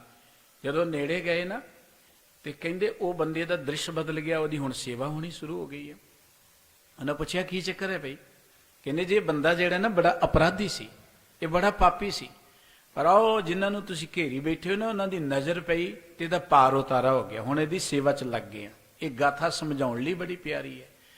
ਰੱਬੀ ਪਿਆਰਿਆਂ ਦੀ ਤੇ ਨਜ਼ਰ ਹੀ ਪੈ ਜਾਏ ਮਿਹਰ ਦੀ ਤੇ ਧਰਮਰਾਜ ਡਰਨਾ ਸ਼ੁਰੂ ਹੋ ਜਾਂਦਾ ਹੈ। ਤੇ ਸਾਨੂੰ ਡਰਨ ਦੀ ਕੀ ਲੋੜ ਗੁਰੂ ਕੀ ਹਜ਼ੂਰੀ ਚ ਆਉਣ ਵਾਲਿਆਂ ਨੂੰ, ਰੱਬ ਦਾ ਸਿਮਰਨ ਪ੍ਰਭੂ ਦਾ ਨਾਮ ਜਪਣ ਵਾਲਿਆਂ ਨੂੰ ਧਰਮਰਾਜ ਤੋਂ ਡਰਨ ਦੀ ਕੀ ਲੋੜ ਹੈ। ਇਹ ਡਰਨ ਤੇ ਉਹ ਸੋ ਡਰੇ ਜੇ ਪਾਪ ਕਮਾਮ ਦਾ ਧਰਮੀ ਬਖਸ਼ੇਤ। ਜਿਨ੍ਹਾਂ ਨੇ ਝੂਠ ਬੋਲਣਾ ਉਹ ਡਰਨ, ਜਿਨ੍ਹਾਂ ਨੇ ਬੇਈਮਾਨੀ ਕਰਨੀ ਉਹ ਡਰਨ, ਜਿਨ੍ਹਾਂ ਨੇ ਲੋਕਾਂ ਨਾਲ ਹੇਰਾਫੇਰੀ ਕਰਨੀ ਉਹ ਡਰਨ। ਉਹਨਾਂ ਨੂੰ ਇੱਥੇ ਵੀ ਡਰ, ਅੱਗੇ ਵੀ ਡਰ ਹੀ ਰਹੇਗਾ। ਇਸ ਕਰਕੇ ਸਤਿਗੁਰ ਸੱਚੇ ਪਾਤਸ਼ਾਹ ਜੀ ਕਹਿੰਦੇ ਜਿਹੜੇ ਰੱਬ ਦੇ ਪਿਆਰੇ ਨੇ ਉਹਨਾਂ ਨੂੰ ਕੋਈ ਲੇਖਾ ਨਹੀਂ ਪੁੱਛ ਸਕਦਾ। ਉਹ ਰੱਬ ਦੇ ਡਰ ਤੇ ਉਹਨਾਂ ਨੂੰ ਮਾਣ ਮਿਲਦਾ। ਸਗੋਂ ਜਮਕਾਲ ਮਿਲੇ ਦੇ ਭੇਟ ਸੇਵਕ ਨਿਤ ਹੋਈ, ਜਿਹਨੂੰ ਕਹਿੰਦੇ ਜਮਦੂਤ। ਜਮਦੂਤ ਲੋਕਾਂ ਨੂੰ ਸਜ਼ਾਵਾਂ ਦਿੰਦਾ ਹੈ, ਪਰ ਰੱਬ ਦੇ ਪਿਆਰਿਆਂ ਨੂੰ ਤੇ ਭੇਟਾ ਦੇ ਕੇ ਮਿਲਦਾ ਹੈ। ਜਮਕਾਲ ਮਿਲੇ ਦੇ ਭੇਟ ਸੇਵਕ ਨਿਤ ਹੋਈ। ਉਹ ਜਮਕਾਲ ਜਿਹੜਾ ਹੈ, ਜਮਦੂਤ ਜਿਹੜਾ ਹੈ, ਜਮਰਾਜ ਜਿਹੜਾ ਹੈ, ਉਹ ਤੇ ਨਿਤ ਸੇਵਕ ਬਣ ਜਾਂਦਾ ਰੱਬ ਦੇ ਪਿਆਰਿਆਂ ਦਾ। ਉਹ ਤੇ ਸੇਵਾ ਕਰਦਾ ਹੈ, ਉਹ ਉਹਨਾਂ ਦੇ ਹਜ਼ੂਰ ਖੜਾ ਰਹਿੰਦਾ ਹੈ। ਤੇ ਗੁਰੂ ਬਾਬਾ ਜੀ ਕਹਿੰਦੇ ਪੂਰੇ ਗੁਰ ਤੇ ਮਹਿਲ ਪਾਇਆ ਪਤ ਪ੍ਰਗਟ ਹੋਈ। ਪੂਰੇ ਗੁਰੂ ਦੀ ਬਖਸ਼ਿਸ਼ ਸਦਕਾ ਜਿਹੜੇ ਲੋਕ ਆਪਣੇ ਨਿਜ ਘਰ ਵਿੱਚ ਸਵੈ ਸਰੂਪ ਵਿੱਚ ਟਿਕ ਜਾਂਦੇ। ਮਹਿਲ ਦੇਖੋ, ਸਰੀਰਕ ਤੌਰ ਤੇ ਸੁਖੀ ਹੋਣਾ ਤੇ ਘਰ ਚਾਹੀਦਾ ਸਾਨੂੰ। ਘਰ ਤੋਂ ਬਿਨਾਂ ਕੀ ਹੈ, ਠੰਡ ਵਿੱਚ ਰਵਾਂਗੇ, ਗਰਮੀ ਚ ਰਵਾਂਗੇ, ਵਰਖਾ ਚ ਰਵਾਂਗੇ, ਬੜੇ ਦੁਖੀ ਹੋਵਾਂਗੇ। ਜੇ ਘਰ ਨਹੀਂ ਹੋਏਗਾ, ਕੋਈ ਟਿਕਾਣਾ ਨਹੀਂ ਹੋਏਗਾ। ਘਰ ਦਾ ਅਰਥ ਹੈ ਟਿਕਾਣਾ। ਜੇ ਕੋਈ ਸਰੀਰਕ ਤੌਰ ਤੇ ਰਹਿਣ ਦੀ ਥਾਂ ਨਾ ਹੋਈ, ਘਰ ਨਾ ਹੋਇਆ, ਟਿਕਾਣਾ ਨਾ ਹੋਇਆ, ਠੰਡ ਵਿੱਚ, ਗਰਮੀ ਚ, ਵਰਖਾ ਚ ਅਸੀਂ ਬਹੁਤ ਪਰੇਸ਼ਾਨ ਹੋਵਾਂਗੇ। ਜੇ ਸਰੀਰ ਨੂੰ ਸੁੱਖ ਦੇ ਲਈ ਘਰ ਦੀ ਲੋੜ ਹੈ ਤੇ ਮਨ ਨੂੰ ਵੀ ਕਿਸੇ ਘਰ ਦੀ ਲੋੜ ਹੈ। ਇਹ ਘਰ ਇਸ ਲਈ ਸੀ ਕਿ ਬੰਦਿਆ, ਇਸ ਘਰ ਚ ਰਹਿੰਦਿਆਂ ਜਿੱਥੇ ਤੂੰ ਸਰੀਰਕ ਤੌਰ ਤੇ ਠੰਡ ਤੋਂ, ਗਰਮੀ ਤੋਂ, ਵਰਖਾ ਤੋਂ ਬਚ ਰਿਹਾ ਹੈ, ਜੇ ਆਪਣੇ ਮਨ ਨੂੰ ਤੂੰ ਦੁੱਖਾਂ ਤੋਂ ਬਚਾਉਣਾ ਹੈ ਤੇ ਮਨ ਨੂੰ ਵੀ ਕਿਸੇ ਘਰ ਚ ਟਿਕਾ। ਮਨ ਦਾ ਕੋਈ ਘਰ ਹੈ। ਇਹ ਨਹੀਂ ਕਿ ਮਨ ਜਿੱਧਰ ਮਰਜ਼ੀ ਭਟਕਦਾ ਫਿਰੇ। ਆ ਜਿਹੜਾ ਅਸੀਂ ਗੁਰੂ ਕੀ ਬਾਣੀ ਪੜ੍ਹਦੇ ਹਾਂ, ਗੁਰੂ ਕੋਲ ਆਉਂਦੇ ਹਾਂ, ਇਹ ਅਸੀਂ ਇੱਕ ਅਭਿਆਸ ਕਰਨ ਲਈ ਆਉਂਦੇ ਕਿ ਮਨ ਨੂੰ ਕੁਝ ਚਿਰ ਟਿਕਾ ਲਈਏ। ਮਨ ਜਿਹੜਾ ਨਾ ਉਹਨੂੰ ਟਿਕਣ ਦੀ ਜਾਂਚ ਆ ਜਾਏ। ਗੁਰਬਾਣੀ ਕਹਿੰਦੀ ਨਿਜ ਘਰ ਮਹਿਲ ਪਾਵੋ ਸੁਖ ਸਹਿਜੇ ਬਹੁਰ ਨਾ ਹੋਏ ਗੋ ਫੇਰਾ।